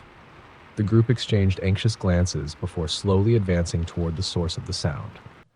With each step, the environment grew more oppressive, every creak of the floorboards, every gust of frigid wind, amplified by the vast emptiness of the auditorium. When they reached the curtain, Darren shined his camcorder light onto the darkness beyond, revealing a small doorway that led to a narrow passageway. His voice wavered as he said, I think we should go this way." As if in answer, the door creaked open on its own, unleashing a rush of icy air that carried with it the faint echo of muffled voices. The group hesitated only a moment before following Darren into the cramped corridor. The passage was claustrophobic, the walls lined with forgotten student records and torn photographs of smiling faces that now looked sorrowfully detached from the world of the living. One photo, in particular, drew Naomi's attention. A faded snapshot of a young girl with sad, knowing eyes holding a battered teddy bear. The inscription at the bottom read, "Emily, Blackwood, 1963. At the same moment, a barely perceptible sob, almost lost beneath the sound of their own racing hearts, seemed to echo from somewhere further down the hall. "Did you hear that?" Malcolm murmured, his voice tight with apprehension. "Someone's crying." The sound was soft and fragmented, as if coming from the very walls, and it ignited a collective shudder among them. They soon reached a heavy wooden door, its surface marred by deep scratches and cryptic etchings. With trembling hands, Lauren pushed it open, revealing a large, dimly lit room that once served as the detention wing, a forgotten relic of a more brutal time. Rows of rusted, iron-framed beds lined the walls, each one draped in tattered blankets that looked as if they had once been worn by restless souls. In the center of the room, illuminated by a solitary beam of moonlight that filtered through a cracked window, stood a figure clad in a threadbare school uniform. The figure was motionless, its head tilted at a disturbing angle as if in silent plea. Naomi gasped and instinctively stepped back. "It can't be," she whispered, eyes wide with incredulity. The figure's presence was both sorrowful and menacing, and its eyes, though dark and vacant, seemed to plead with them. Malcolm's hand trembled as he slowly extended it toward the spectral form. "We have to help," he murmured, but his words were swallowed by a sudden, overwhelming despair that seemed to seep from the walls. Before they could react further, the corridor behind them erupted into pandemonium. The sound of scuffling footsteps, soft and deliberate, grew louder as if a swarm of unseen children were now darting through the halls. The figure on the bed began to stir, its lips parting in a silent cry. With a shudder, Lauren advanced, her voice steady despite the terror coursing through her veins. "Who are you? What do you want from us?" she demanded, her words echoing in the stillness. In response, the figure's mouth opened in a soundless wail, and a torrent of whispering voices filled the room, overlapping narratives of sorrow, betrayal, and anguish. "They took us," the voices chanted in a distorted chorus. "They locked us away and fed on our fear." The spectral child's eyes fluttered open, a single tear of phantom light tracing a path down its pallid cheek, and then it pointed a trembling spectral finger toward a hidden door at the far end of the room. Darren, capturing every horrifying moment on his camcorder, managed to coax out a whispered question. "Emily? Is that you?" The figure's gaze fixed on him, and for a moment, the tormented eyes of the child, if it was indeed Emily, spoke of a longing for release from its prison of perpetual agony. Realizing that the only way to break the cycle of torment might be to confront the dark force that had once ensnared these souls, the group mustered what little courage they had left. Encouraged by Malcolm's steadfast resolve and Naomi's scientific determination to understand the paranormal, they followed the spectral child through a narrow, hidden passageway that led deep into the bowels of the building.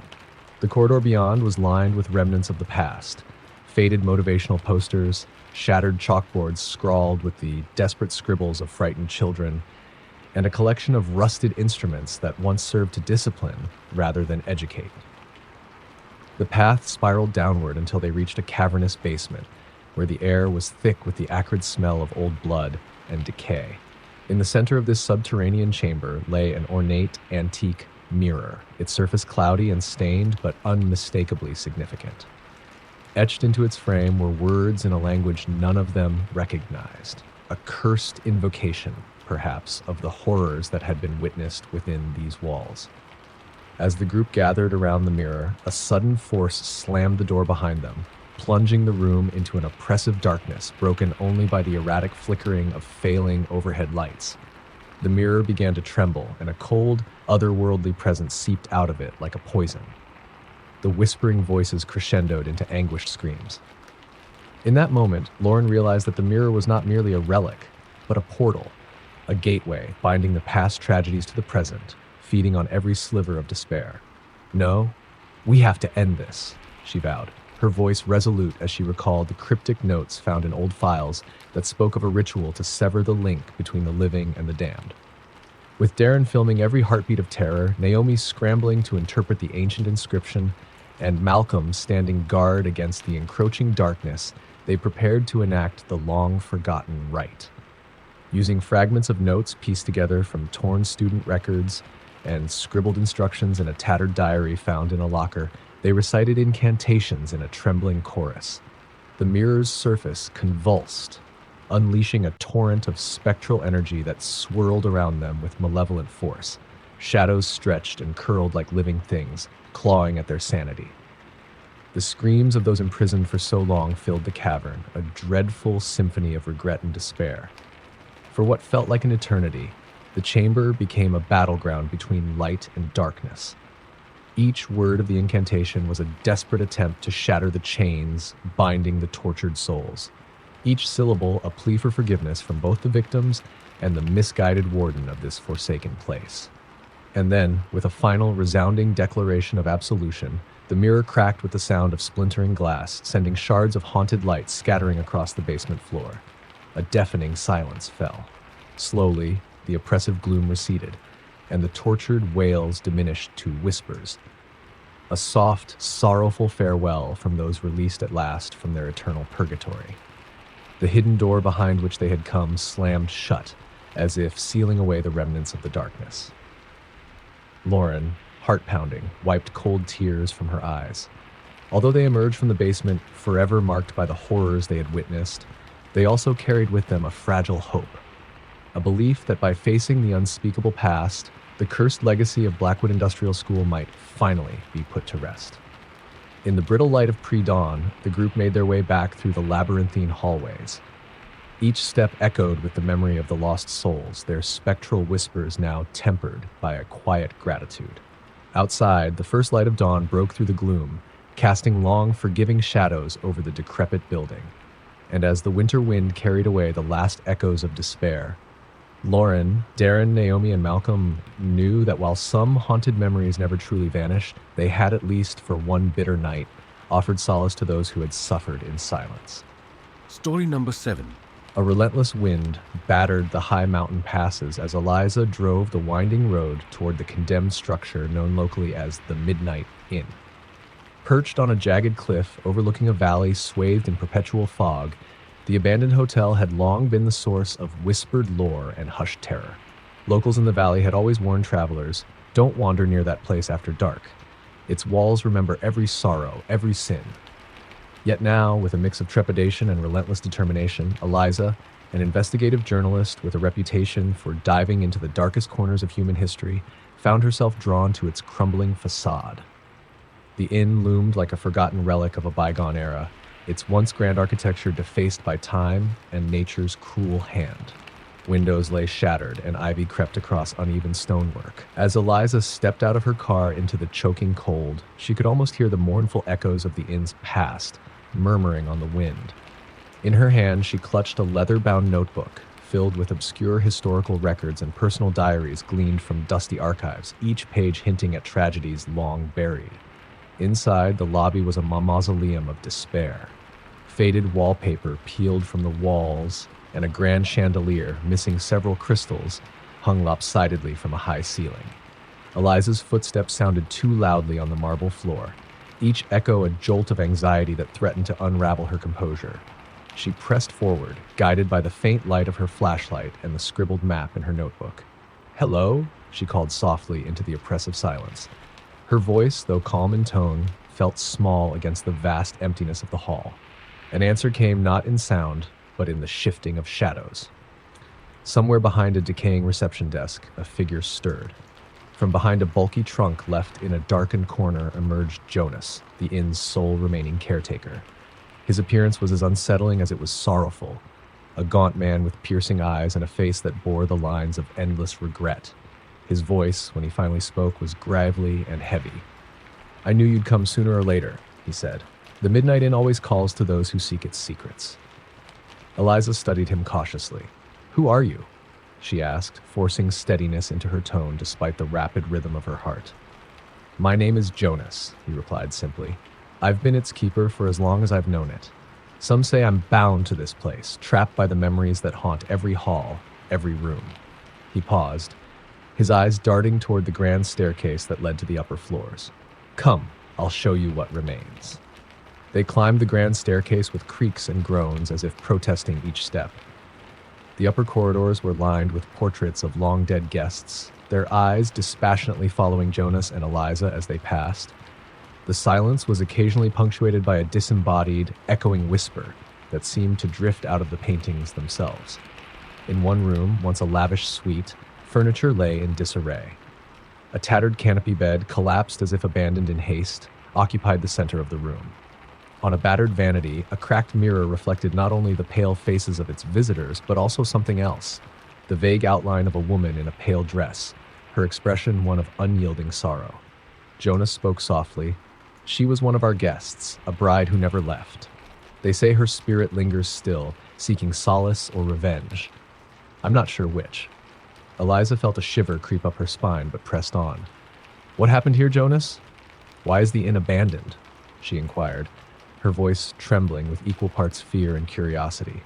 His eyes darkened as he recalled the tale. Years ago, a grand celebration was planned, an extravagant wedding for a wealthy couple. But on the eve of the nuptials, the unthinkable occurred.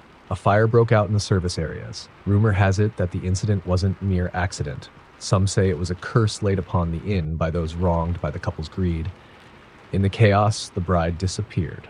They never found her body, only her sorrowful silhouette etched forever in the ruined halls. Ever since, the inn has been condemned by misfortune. As they spoke, the temperature plummeted. A dense fog seeped in through broken windows, and the lights of Eliza's flashlight began to flicker. In that moment, the sound of soft footsteps echoed behind them. Jonas stiffened and whispered, "They're awake now." Before Eliza could ask what he meant, the whisper of a woman's voice drifted from the far end of the corridor. "Help me, please." The plea was heart-wrenching, laden with despair. With Jonas leading her onward, Eliza followed the sound down a narrow corridor that led to what appeared to be the ballroom. The grand room, once vibrant with life and music, was now a decaying cavern of darkness. Broken crystal lay scattered across the floor, each shard reflecting a ghostly fragment of light from above. In the center of the room, where a magnificent chandelier once hung, now hovered a spectral figure. The figure was unmistakably that of the bride, her flowing white gown tattered and stained, her face contorted by terror and heartbreak. She reached out with arms trembling in eternal entreaty. "Leave," she whispered, her voice fragile and pleading, yet edged with desperate agony. Eliza took a hesitant step forward. "What do you want?" she asked, her voice barely more than a whisper carried on the stale air. The specter's eyes met hers, deep and sorrowful. "I want to be remembered, to have my story told," she murmured. "I was betrayed on the eve of my wedding. My promise was broken, and my life taken too soon. I am trapped here, imprisoned by the darkness of that cursed night." Jonas interjected, his tone mournful yet resolute. "She is cursed, bound by a pain that refuses to fade. The inn holds her memories, and every soul lost in those flames is trapped in a cycle of despair." Eliza's journalistic instincts warred with her rising fear. She had come seeking evidence of spectral activity, but never anticipated becoming entangled in the anguish of a restless ghost desperate for release. "How can I help her?" she asked, her voice determined despite the terror clawing at her gut. Jonas's gaze shifted back to the apparition. "There is a ritual, one that might break the bonds that hold her here. It requires truth, a confession of past wrongs and a willingness to confront our own dark secrets. The inn absorbs the sorrow of those who enter, and in doing so, it perpetuates the cycle." He hesitated. "But every soul must bear their own burden. Your role, Eliza, may be to speak the truth, to set forth a reckoning on this accursed ground." The ghost's eyes filled with a glimmer of hope before dimming again with despair. "Remember me," she whispered. "Tell the world of my suffering so that I may finally leave this place and the pain may end. Please." Determined to do what she could, Eliza nodded. "I promise I will," she said softly. "I'll research everything, expose the truth, and give a voice to those who've been forgotten." At that moment, the building itself seemed to tremble. A deep, resonating rumble vibrated through the floors, and the lights flickered violently. The atmosphere turned acrid with the scent of burning wood and charred memories. Jonas's eyes widened with alarm. "The curse is reacting," he said urgently. "It does not want to let go its grip so easily." Without warning, the temperature plummeted further. Shadows coalesced at the far end of the corridor, forming into hulking, indistinct shapes that advanced with ominous deliberation. A cacophony of voices, an eerie chorus of anguish and fury, filled the corridor. Eliza's flashlight sputtered and died, plunging them into almost complete darkness, except for the faint, ghostly glow emanating from the spectral bride. A voice, deep and resonant like the tolling of a funeral bell, boomed from the darkness. "You who dare trespass, abandon your quest or share our eternal suffering." The walls groaned as if recoiling from the weight of unspeakable secrets. Jonas stepped forward, his voice steady though laced with regret. "This inn is not merely a relic of the past. It is a living repository of pain and betrayal. I have remained here to bear witness, knowing that one day the truth might free these souls. But be warned, the darkness here does not forgive lightly. Eliza gripped his arm. What must we do? She demanded. How do we break the curse? Jonas glanced toward a narrow door near the rear of the ballroom, partially obscured by tattered draperies. There lies the chapel, a small sanctuary built within the inn for desperate prayers in desperate times. The key is to invoke the cleansing light of confession and atonement, to lay bare the sins that scar these walls. A heavy silence fell as they made their way toward the hidden chapel. The corridor leading to it was even darker and tighter, forcing them to move slowly in single file. Faint inscriptions in an unknown language were carved into the walls, pulsing with a sickly phosphorescent light. Each step echoed like a dirge. Inside the chapel, the air was still and thick with incense long burnt out. Dust motes floated in a beam of light that streamed through a cracked stained glass window. At the altar lay a single, ancient ledger, the pages yellowed and brittle, its ink faded but legible. The ledger recounted the names of those who had suffered within the inn's confines, details of their losses and misdeeds scrawled in hurried, anguished script. Jonas knelt before the ledger, his hands trembling as he traced the name of the bride whose ghost now hovered near the altar, her form radiant with sorrow and hope. In order to break the bonds, he intoned solemnly, the secrets of our past must be acknowledged. Only with honest admission, with the courage to confront our collective guilt, can we set these souls free. Eliza's breath caught in her throat. She understood that her journey had grown far beyond mere investigation. It was a confrontation with every regret and hidden truth. She looked up at the spectral bride, whose eyes seemed to implore her silently, and then at Jonas. I have my own truth, she confessed in a voice barely audible above the thrumming of her heart. I have buried my grief and guilt for too long. A grief for the sister I lost, for secrets I carried alone into the darkness. I must confess these things, even if they cut me to the core. As if in response, the spectral bride moved closer to the altar, her ethereal hands outstretched. Confess, she whispered, her voice intertwining with the murmurs of the building. Let your voice join the chorus of truths once left unsaid. Summoning every last reserve of strength, Eliza opened her notebook and began to read aloud passages of her own sorrowful history, moments of pain, betrayals, and regrets that had haunted her since childhood.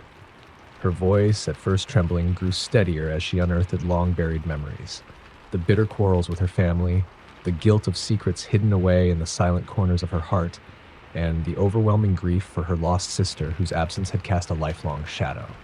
Outside the chapel, as if the inn itself were listening, the oppressive darkness began to shift and waver. The walls seemed to breathe, exhaling decades of pent-up sorrow and rage. Jonas and the ghostly bride watched as the ledger's pages fluttered violently as though stirred by an unseen hand. Then came a moment of harrowing stillness, a pregnant pause in time where every soul in the building listened. In that suspended heartbeat of darkness, the ledger glowed faintly, its inscriptions illuminated as if by a divine spark. A powerful warmth radiated from the altar, slowly dispelling the bitter cold that had plagued the inn for generations. A deep, resonant voice, soft and full of benevolence, reverberated through the chapel. The truths have been spoken. The bonds that held these souls captive are loosened by your confessions. The spectral bride's form shivered, her visage softening from one of anguished despair to a semblance of peace. Jonas's eyes filled with bittersweet relief as he watched the oppressive gloom begin to recede. Yet, the battle was not without cost. Shadows clawed at the edges of the chapel as the malevolent force, the embodiment of all that had been sown in hatred and betrayal, struggled to maintain its dominion. In the fading half-light, the voices of the lost grew louder one final time. A mournful crescendo that spoke of pain unending and hearts that would never again be whole. Summoning a courage that surpassed the terror of the moment, Jonas spoke with resolute quiet. The cycle must end here. Let the light of your truths shine so fiercely that even the darkest memory is forced to retreat. His words, joined by Eliza's trembling yet determined recitations, created a ripple through the very fabric of the inn. The ancient ledger cracked open with a final shuddering groan, releasing a cascade of spectral light that washed over the chapel. The shadows convulsed and then, one by one, receded into nothingness. In that cathartic moment, the ghostly bride let out a soft, nearly imperceptible sigh, a sound of release and sorrow dissipating with the weight of unburdened years. "Thank you," she murmured, barely audible as her form began to fade like mist in the morning sun. "At last, I am free." The oppressive aura that had suffocated the Midnight Inn gave way to a fragile calm. Slowly, the building seemed to awaken from a long, restless nightmare, a place no longer haunted solely by torment, but also by the promise of redemption. Jonas stood, his shoulders heavy with both relief and lingering grief, and met Eliza's eyes with a mutual understanding that their lives had been irrevocably changed by what had transpired within these walls. Outside, the first hints of dawn crept over the mountain peaks, casting long, tender shadows across the inn. Eliza stepped out into the cold morning light, her notebook clutched tightly in her hands, as if containing the weight of every truth that had been revealed. The Midnight Inn, once a bastion of unspeakable horror, now stood silently in its decay, a solemn monument to the power of confession, the necessity of remembrance, and the possibility of release from even the deepest curses. As she walked away from the building, Eliza vowed to give voice to the stories of those long silenced by tragedy and malice. With each step down the winding road, she carried a renewed commitment, not only to expose the darkness that lurks in forgotten places, but also to remind the world that sometimes, only by facing our own demons, can we hope to dispel them for good. Story number 8. Under a slate-gray sky smeared with the promise of an unyielding storm, a rusted metal gate screeched open onto a long-forgotten compound known as the Hollow Ridge Transmission Facility. Hidden deep in a forlorn valley, surrounded by barren, windswept fields and gnarled trees clawing at a cold, indifferent sky, the compound had once been the beating heart of experimental radio communications, a relic of outdated ambition and whispered conspiracies. Now it stood as an abandoned mausoleum of secrets, its crumbling walls and shattered windows a testament to calamities best left unsaid. Ellis Mercer, an intrepid radio historian with a haunted past of his own, had driven for hours along a twisting mountain road to reach Hollow Ridge. His heart pounded with both excitement and dread as he gazed upon the hulking structure. A battered sign, half obscured by creeping ivy, read, "Hollow Ridge Transmission Facility, established 1952. In his satchel, he carried faded blueprints, decades-old logbooks, and an old reel-to-reel tape recorder, items of value for reconstructing the station's tumultuous history. But something else was drawing him here. Rumors of ghostly broadcasts and disembodied voices that sometimes drifted out over the static of modern radio, hints that perhaps the facility's tragic final night had never been silenced. Ellis stepped across the threshold of the compound as twilight surrendered to night. Every footstep on the cracked concrete echoed down abandoned corridors. The stale air carried a faint coppery scent reminiscent of burnt circuitry and lost dreams. He passed through what had once been the control room, a cavernous space littered with overturned chairs, scorched equipment, and a large, dust-caked control panel that still flickered with residual energy. In the center of the room, a massive, archaic transmitter stood like a monolith, its coils and wires tangled in a silent testament to the night it nearly drove its operators mad. A low hum, barely perceptible over the whispering wind, tugged at Ellis's ears. He paused before the transmitter, and in that moment, a chill crept along his neck as though unseen fingers brushed against his skin. Anxiety and fascination warred within him. He recalled the old logs that spoke of a fateful broadcast, the last transmission, a broadcast that ended abruptly with agonized voices and static so dense that it could almost be heard as screams. Determined to find his answers, Ellis hooked up his portable recorder to the station's equipment. As he powered it on, the background air filled with a deep, resonant static. Slowly, almost imperceptibly, he began to record something that defied explanation. A voice, soft and crackling, emerged from the speakers, a voice that did not sound entirely human, as if it were filtered through decades of loss and regret. "Help! Us!" the voice murmured, fading in and out of the static. Ellis's heart skipped a beat. "This is Ellis Mercer," he called into the emptiness. "Who's there?" His voice echoed off the exposed steel girders and broken glass like a lone prayer in a cathedral of decay. For several long, silent minutes, only the static answered him. Then the hum deepened and the voice returned, layered with others. Like distant echoes, they overlapped. "Don't listen to the silence, it sears the mind," one whispered. Another intoned, "Join us, we have waited so long." Each word was laced with an inexorable sadness and a pleading urgency that seemed to vibrate in the very walls around him. Startled, but resolute, Ellis consulted his logbook. His notes from the early days of the station described a series of bizarre events. The night when operators claimed that the voices of lost colleagues emerged from the machine, recounting moments of betrayal, sorrow, and a dreadful accident that destroyed the facility. According to the battered pages, the transmission had been interrupted by a lightning strike, a furious, inexplicable act of nature that should have sealed the station's fate. Instead, it seemed to have opened a doorway for the voices of those who had perished to remain trapped between frequency and time. Intent on discovering the source of the spectral broadcast, Ellis navigated through a series of darkened corridors behind the control room. His flashlight trembled in his grip as he followed the sound of muffled voices drifting from a staircase that spiraled downward into a basement level rarely documented in any blueprint. The narrow steps, slick with age and neglect, led him to a claustrophobic storage area. In the center of that dank room, illuminated by a solitary flickering light bulb, sat a battered audio console, its dials and knobs still in place, as if awaiting one final broadcast.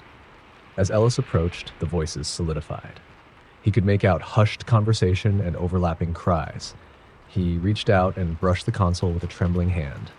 At that precise moment, the overhead light buzzed and flickered violently, throwing grotesque, shifting shadows on the warped concrete walls. A sudden chill filled the room, freezing Ellis in place. In the pulsating light, he thought he saw fleeting silhouettes drifting behind the rows of dusty crates, a pale figure half-formed with eyes that shone with desperate luminescence. "Help us finish the transmission," the voices pleaded as if in a chorus from the depths of the void. The console crackled to life as if by its own volition. Ellis's pulse pounded in his ears while he listened to a disjointed recording playing on a loop, snatches of conversation, names, and details of a clandestine experiment that had gone horribly awry. In the background, a man's voice emerged repeatedly. "If the signal is heard, then the silence will be lifted." It was a warning and a final entreaty all at once. Swallowing his fear, Ellis retrieved a small, leather-bound notebook from his bag and began jotting down every detail he could decipher. Amid the shards of fragmented transmissions, a date and a name surfaced. May 17th, 1967, and Edward Drake, a technician who had been one of the last to operate the transmitter that night. His notes indicated that Edward, along with several colleagues, had attempted a final broadcast as a plea for help before the station descended into chaos. Their voices, immortalized on scrap reels and forgotten tapes, were meant to be a testament to the tragedy, but now, it seemed, their message had become a curse. As Ellis prepared to record a message of his own, hoping to reach out to those long silenced, a sudden blood-curdling wail erupted from the depths of the transmitter's static. The sound was unearthly, a piercing cry that shrieked of terror, despair, and an ancient grief that defied time. The entire facility trembled as if rocked by an unseen force. Ellis stumbled back, nearly dropping the recorder. The console's dials spun wildly, and the flickering light above sputtered, as if about to give out entirely. "Finish. Finish what was started," the voices chanted in unison, overlapping into a single mournful syllable that reverberated in the small space. Ellis felt the weight of invisible eyes upon him. Shadows seemed to stretch from every dark corner, coalescing into amorphous forms that circled him slowly. Panic prickled at the edges of his mind. He tried to steady his voice as he spoke into the microphone. "This is Ellis Mercer. I hear you. What must I do?" For a brief moment, the room was engulfed in silence, a deep, soul-stirring quiet that was far more terrifying than any scream. Then, as if in answer, a single voice emerged from the static, a voice that belonged unmistakably to Edward Drake. It was soft, almost pleading, and its resonance carried the weight of decades. "Recite the words, so that we may rest." From his notebook, Ellis's eyes fell upon an inscription penned in hurried script, a passage that Edward had once noted during the final hours of the doomed broadcast.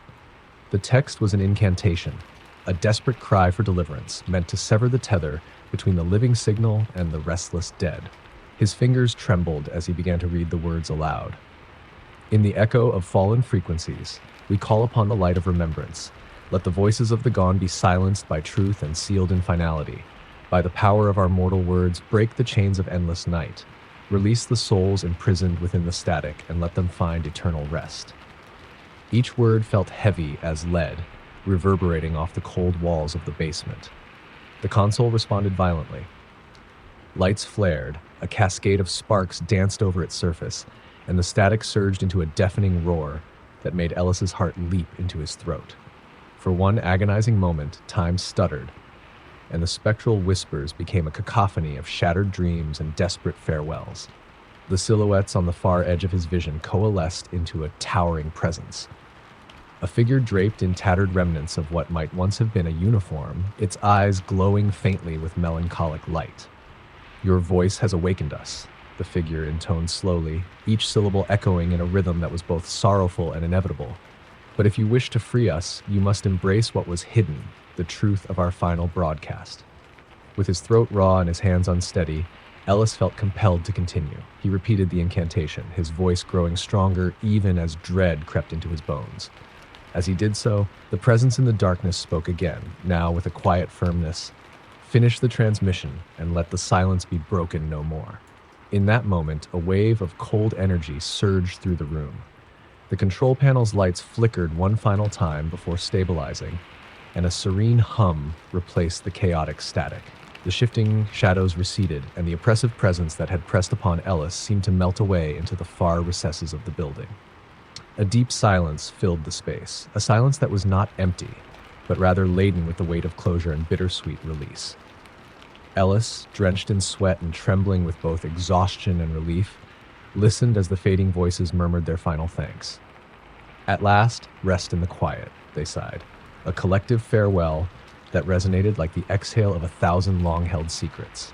The reel-to-reel recorder clicked to a stop, and the console's dials fell still, as though the horrors of the past had been finally exorcised. Stepping away from the console, Ellis allowed himself a shuddering smile, a mix of sorrow for the lost souls and hope that he had, however briefly, restored their peace. With trembling resolve, he packed his equipment and left the basement, each step echoing his determination to preserve the truth of that harrowing night. He knew that his broadcast would be the definitive account, a final testament to the voices that had clawed their way through time and static, seeking deliverance. Outside, the storm had passed, and the first light of dawn illuminated the battered facade of the Hollow Ridge transmission facility. As Ellis climbed into his car and drove away down the empty road, a fragile calm settled over the compound. A silent promise that the echoes of the past had, at least for now, found their rest. Story number 9. A bitter autumn wind tore its way through the skeletal remains of an abandoned manor set on the edge of a vast cornfield. The harvest moon, swollen and watchful, cast eerie patterns upon the withered stalks and cracked pavement. This cursed estate, long whispered about in nearby hamlets as Blackwood House, had become a repository for a malignant past. Its ivy-choked walls and shattered windows exuded an aura of despair and unspeakable secrets.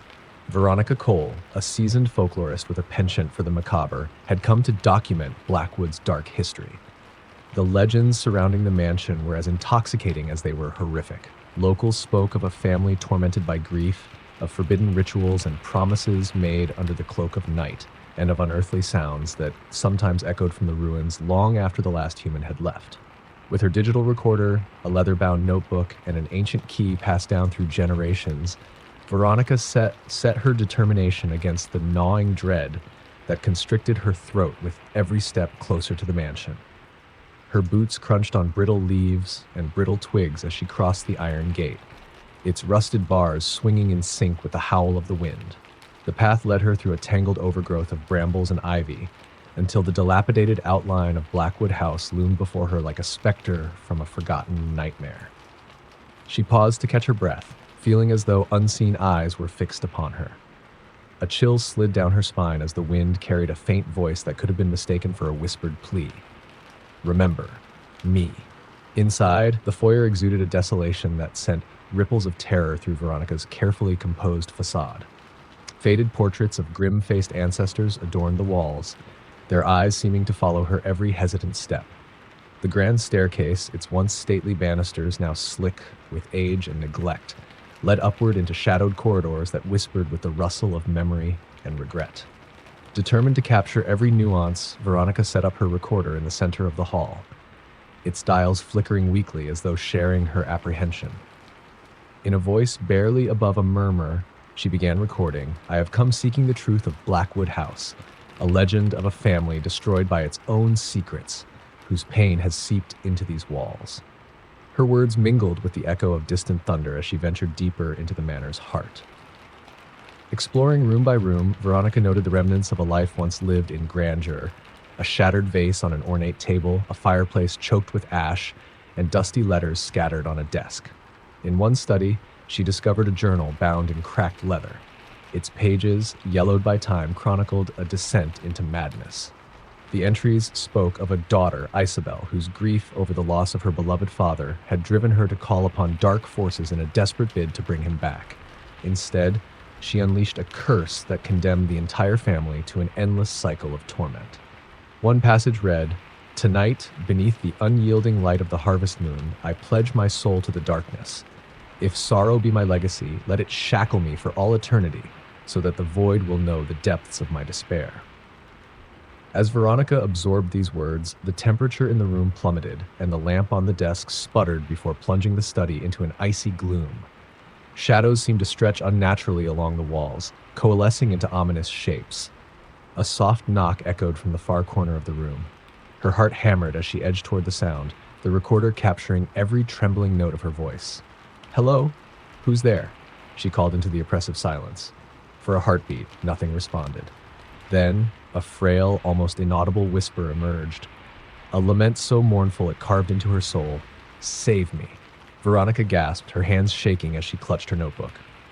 The voice was both sorrowful and commanding, a cry from the abyss of years past. She pressed on, following the spectral call, her flashlight beam trembling over a narrow corridor leading to what had once been the servants' quarters. There, among broken furniture and strewn remnants of daily life, sat a small porcelain doll with cracked features and a faded ribbon. Its glassy eyes reflected not a child's innocence, but a knowledge of unspeakable tragedy.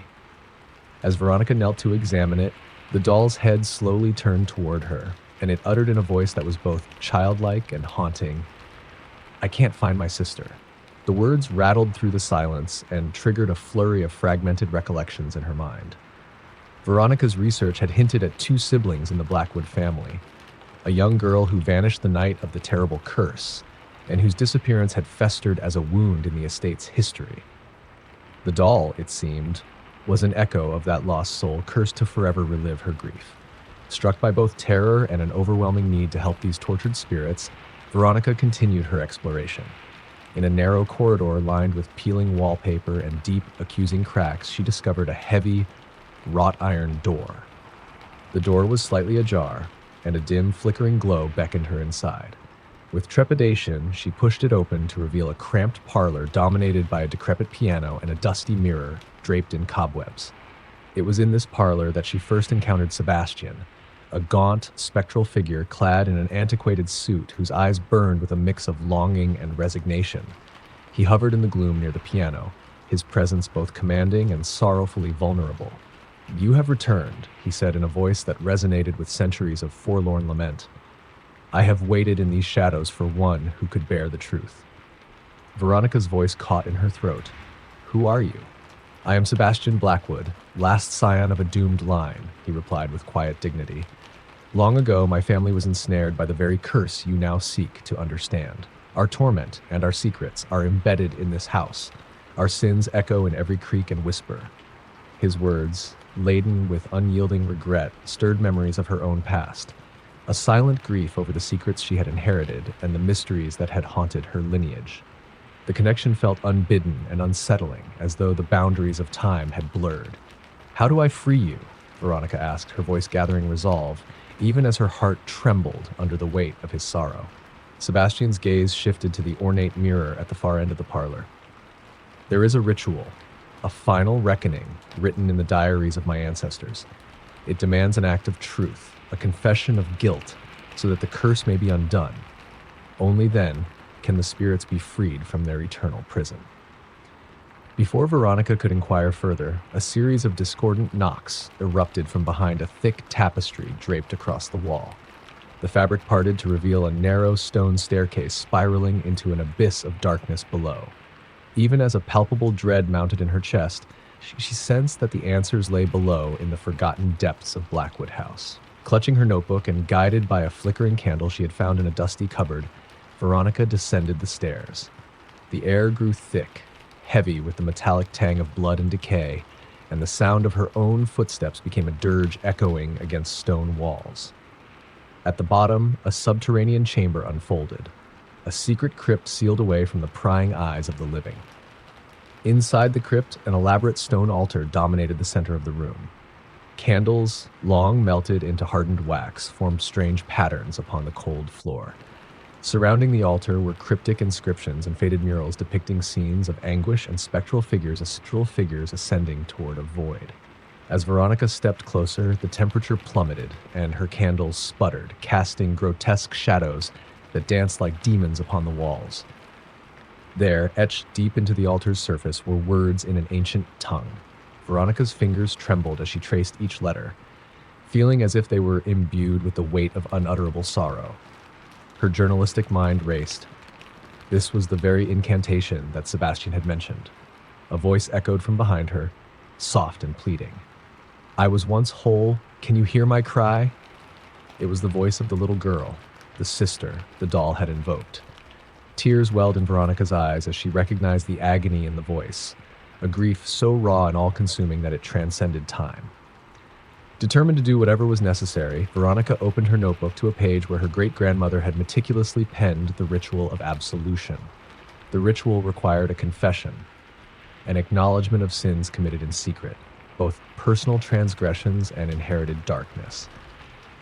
As she began to recite the words in a trembling voice, the very walls of the crypt responded, reverberating with each syllable. "In the name of those lost to darkness, I confess my sins and unburden these souls. Let truth be the beacon that dissipates the endless night. Set them free from the weight of torment, that our lineage may find solace in light." The atmosphere around her grew charged with a spectral energy. The murals on the walls pulsed as though alive, and the etched letters glowed with an otherworldly brilliance. At that moment, the air was split by the sound of shattering glass and the sound of footsteps, multiple, insistent, echoing from the labyrinthine corridors above. Shadows swirled and coalesced, forming into tormented apparitions that wept and wailed. Their cries mingled with the gentle cadence of Veronica's recitation, creating a symphony of despair and hope. A sudden shock of intense cold swept over her. The candle extinguished, plunging her into darkness, save for the spectral light radiating from the altar's inscriptions. In that surreal glow, Veronica caught sight of the spirits gathered in a semicircle, faces contorted with anguish, hands reaching desperately toward an unseen salvation. Among them, the little girl's figure emerged distinctly, her eyes shimmering with fragile hope. "Please," the spectral child whimpered, voice trembling as if straining to be heard above the cacophony of sorrow. "Remember me. Free me from this curse." Veronica's voice faltered momentarily, but then grew resolute. "I remember," she vowed, her tone steady and imbued with the strength of generations. "I will tell your story. I will set you free."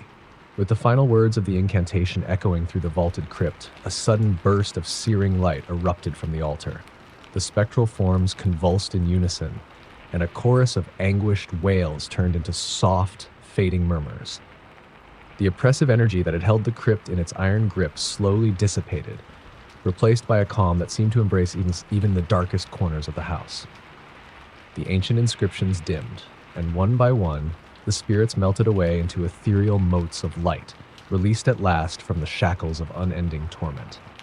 Sebastian appeared beside Veronica, a spectral guardian with eyes now filled with a deep gratitude. "Your confession has been heard," he intoned softly. "Our suffering may now come to rest." Tears glistened in Veronica's eyes as the ghostly figures faded into gentle luminescence, their sorrow finally eased by the truth that had been spoken.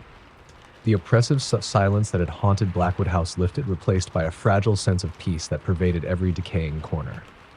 Above ground, the harvest moon shone clearer than it had in decades, its light bathing the manor in a pale, forgiving glow.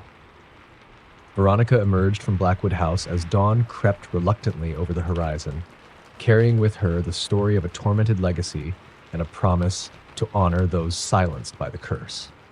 Her recorder and notebook brimmed with evidence of the past, a legacy of despair transformed by a single act of courage, confession, and remembrance.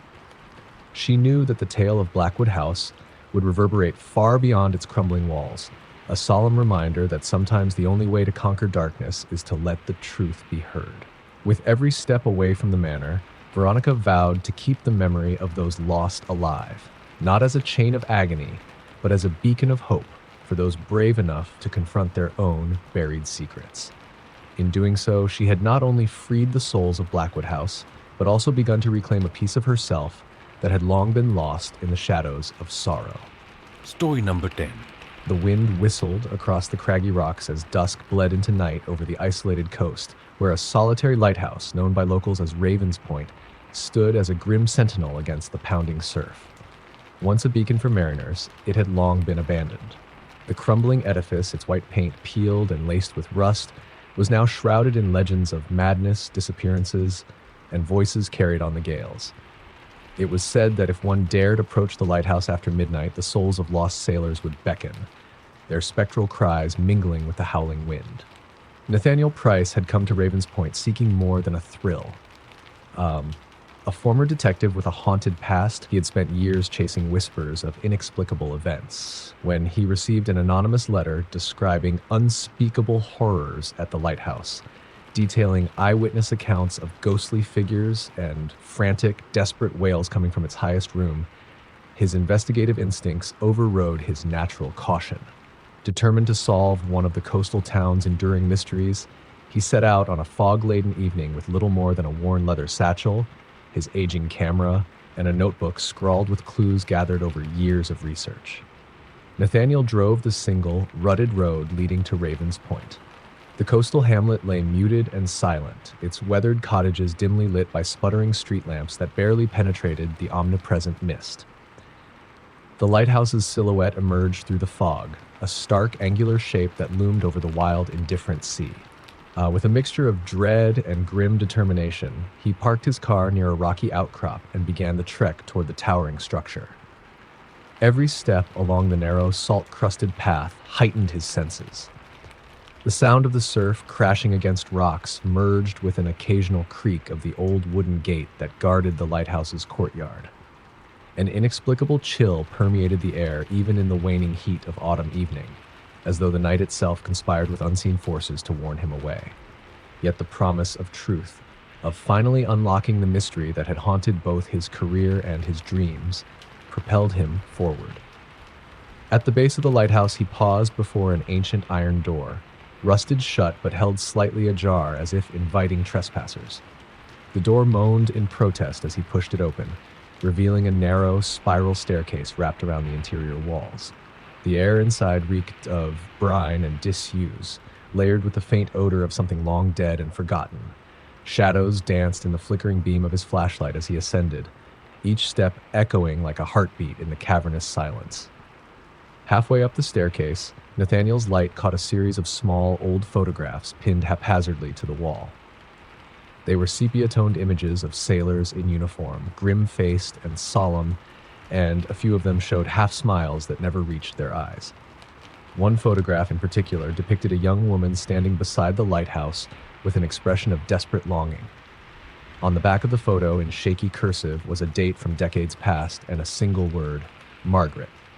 He noted this in his notebook, recalling that local legends spoke of a lighthouse keeper's daughter who had vanished mysteriously one fateful night, leaving behind only heart-wrenching rumors and unanswered questions. Finally, after what felt like an eternity of creaks and groans, Nathaniel reached the top of the spiral staircase. The narrow landing opened into the lantern room, a circular space dominated by a massive glass window, framing a view of the churning sea and the bleak horizon beyond. The air here was colder still, and as his eyes adjusted to the dim moonlight, he noticed that the room, though empty, seemed to breathe with the echoes of past lives. Almost immediately, an icy gust of wind swept through the lantern room, making his flashlight tremble in his grasp. Then a faint sound caught his ear, a soft murmur that grew slowly into a sorrowful wail. He turned slowly, scanning the room for the source, and found himself transfixed by a spectral figure that hovered near the far wall.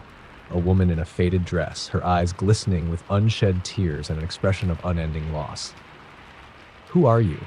Nathaniel demanded, his voice barely concealing both fear and a desperate need for answers. The figure did not speak immediately. Instead, she drifted silently toward him, as if drawn by some ineffable force. The air around her shimmered and pulsed with grief until, at last, she spoke in a voice that sounded both ancient and fragile. "Help us. Free us from the endless night." Her words reverberated through the lantern room like the tolling of a death knell. Nathaniel's throat constricted, and his hand involuntarily tightened around his flashlight.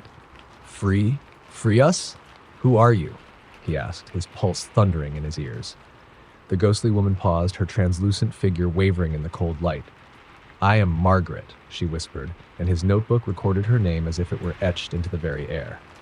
"I was the daughter of the keeper. I loved the sea and the souls upon it, but I was betrayed. And now, trapped in sorrow, my spirit and those of the lost call out for release." Before he could probe further, the room quivered as if disturbed by an unseen tremor. In response, the spectral figure began to fade, leaving Nathaniel alone with the forlorn cry of the wind and the relentless pounding of the surf outside.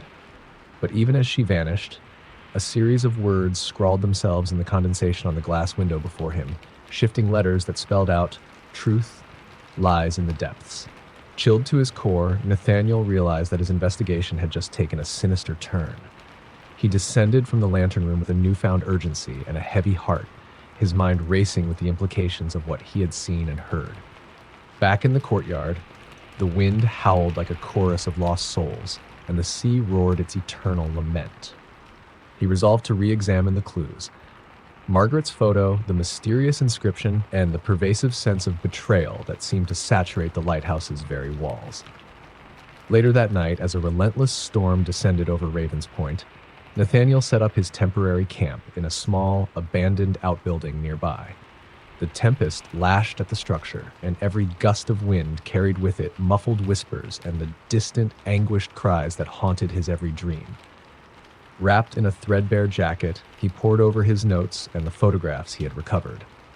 One name recurred in his research, the name of a shipwrecked vessel, the Leeward, which had disappeared beneath the waves on a foggy night nearly a century ago. Its captain, a man named Jonathan Harker, had been implicated in scandal and deceit. Rumor had it that Harker had been involved in a desperate bid to conceal a dark secret, a secret that might have reached even to the lighthouse. Unable to suppress the gnawing feeling that his investigation was entwined with forces beyond mortal understanding, Nathaniel ventured out into the storm. He made his way along the slick, rocky path to the cliffside, where remnants of an old boathouse lay in ruin. The boathouse, battered by time and the relentless ocean winds, seemed to harbor its own memories, faded graffiti on the walls, fragments of weathered wood that whispered of past despair. Inside, amid rotting fishing nets and shattered glass, he discovered a battered logbook, its pages waterlogged and nearly disintegrated. Gently, he flipped through the pages and found entries that described the final hours of the Leeward. They spoke of betrayal and a cursed cargo, vague references to forbidden rituals performed on the very night of its demise. One passage, written in a hurried scrawl, chilled him to the bone. "May the depths swallow our guilt, for the light has grown black with our sins. The keeper's daughter weeps in silence, and only the truth shall break this curse." The lines resonated deeply with the words etched on the window of the lantern room. As thunder rumbled overhead, Nathaniel felt the oppressive weight of destiny settle upon him. It was as though the spirits of the past, Margaret, the doomed crew of the Leeward, and countless lost souls were converging upon him, urging him to lift the veil of their long-held torment. Determined to find the missing link and desperate to bring closure to these restless spirits, Nathaniel returned to the lighthouse with the logbook clutched tightly in his hands. The storm battered the coast as he made his way back up the crumbling spiral staircase. At the top, the lantern room awaited him, its atmosphere alive with palpable sorrow and burgeoning anticipation. The spectral presence of Margaret reappeared before him, more distinct and desperate than before. "Please," she implored, her voice a brittle whisper that sent shivers racing down his spine. "You have read the words. You know of our treachery, but the curse endures because the truth remains hidden in the depths beneath us." Nathaniel's eyes fell on the massive glass window once more, and he saw it clearly now. A cryptic message smeared by condensation and time, illuminated by intermittent flashes of lightning. It read, "Descend to the beacon of sorrow." His gaze shifted to the heavy metal trapdoor in a corner of the lantern room, a door that he had previously dismissed as nothing more than an emergency exit. Now, it beckoned him with a silent promise of revelation and redemption. With a deep, resolute breath, Nathaniel pried open the trapdoor. A narrow, steep staircase led downward into utter darkness. He could hear the distant sound of crashing water and the whisper of something that might have been chanting. Flicking on his flashlight, he descended into what he could only describe as a subterranean crypt, carved directly into the bedrock. The air was frigid, carrying the scent of salt, decay, and a sorrow that seemed as ancient as the sea. At the bottom of the stairs, Nathaniel entered a vast circular chamber whose walls were etched with strange interlocking symbols that pulsed faintly in the beam of his light. In the center of the chamber stood a stone pedestal upon which rested an ancient brass lantern. The lantern's glass was fogged and its design intricate, adorned with images of lighthouses, ships, and sea monsters that writhed in perpetual torment. Circling the pedestal were broken remnants of old metal chains and scattered fragments of parchment. The atmosphere was charged, every sound amplified into a ghostly symphony of dripping water, echoing footsteps, and the perpetual roar of the ocean above. As Nathaniel stepped forward, the chamber vibrated with a low, mournful hum, almost as if the very walls were lamenting a sorrow that had spanned generations. He retrieved the logbook from his satchel and, with trembling fingers, aligned it against the inscriptions on the walls. Slowly, the cryptic symbols began to shift in meaning, and a vision overtook him. A montage of nightmarish scenes that unfolded before his eyes.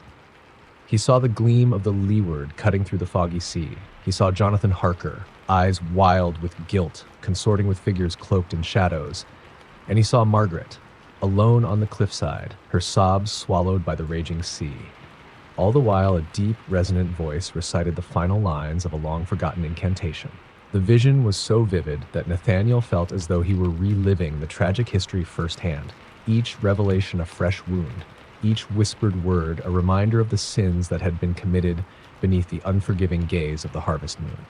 Compelled to break the cycle of torment, Nathaniel understood that the only way to free these souls was to finish what had begun long ago. He pulled out a pen from his satchel and, with a steady hand guided by equal parts dread and resolve, began to transcribe the incantation that the vision had etched into his mind. By the sorrow of the deep, by the grief of the endless tide, let the light of truth dispel the dark, set free the souls who here abide. As the final word left his lips, the ancient brass lantern shuddered and burst into a cold blue flame. The light poured out in a radiant cascade, washing over every stone and etching, dispelling centuries of despair. The chamber resonated with a force so overwhelming that Nathaniel felt as if every lost soul had finally exhaled a long-held breath of relief. In that climactic moment, the spectral figures that had haunted his dreams, Margaret, the sailors of the leeward, and the countless souls trapped by treachery and silence, appeared before him as a radiant, translucent assembly. Their faces, once etched with sorrow and longing, now shone with a soft, forgiving luminescence. Margaret's voice, tender yet resolute, filled the chamber. "Thank you, Nathaniel. The truth has set us free." The chains clattered to the stone floor as if breaking under an unseen weight, and one by one the apparitions began to fade into peaceful nothingness. The logbook fell from his hands, scattering fragments of history across the cold floor, while the brass lantern's blue flame died down to a mere glow. A profound silence fell, a silence imbued not with emptiness, but with the promise of release. Nathaniel stood alone, soaked in the blue radiance of the liberated chamber, knowing that he had borne witness to the culmination of a tragic saga.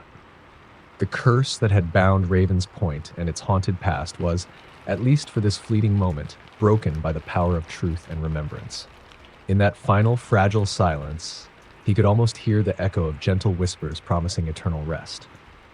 Climbing back up through the narrow staircase and emerging into the tempestuous night, Nathaniel gazed upon the lighthouse one last time.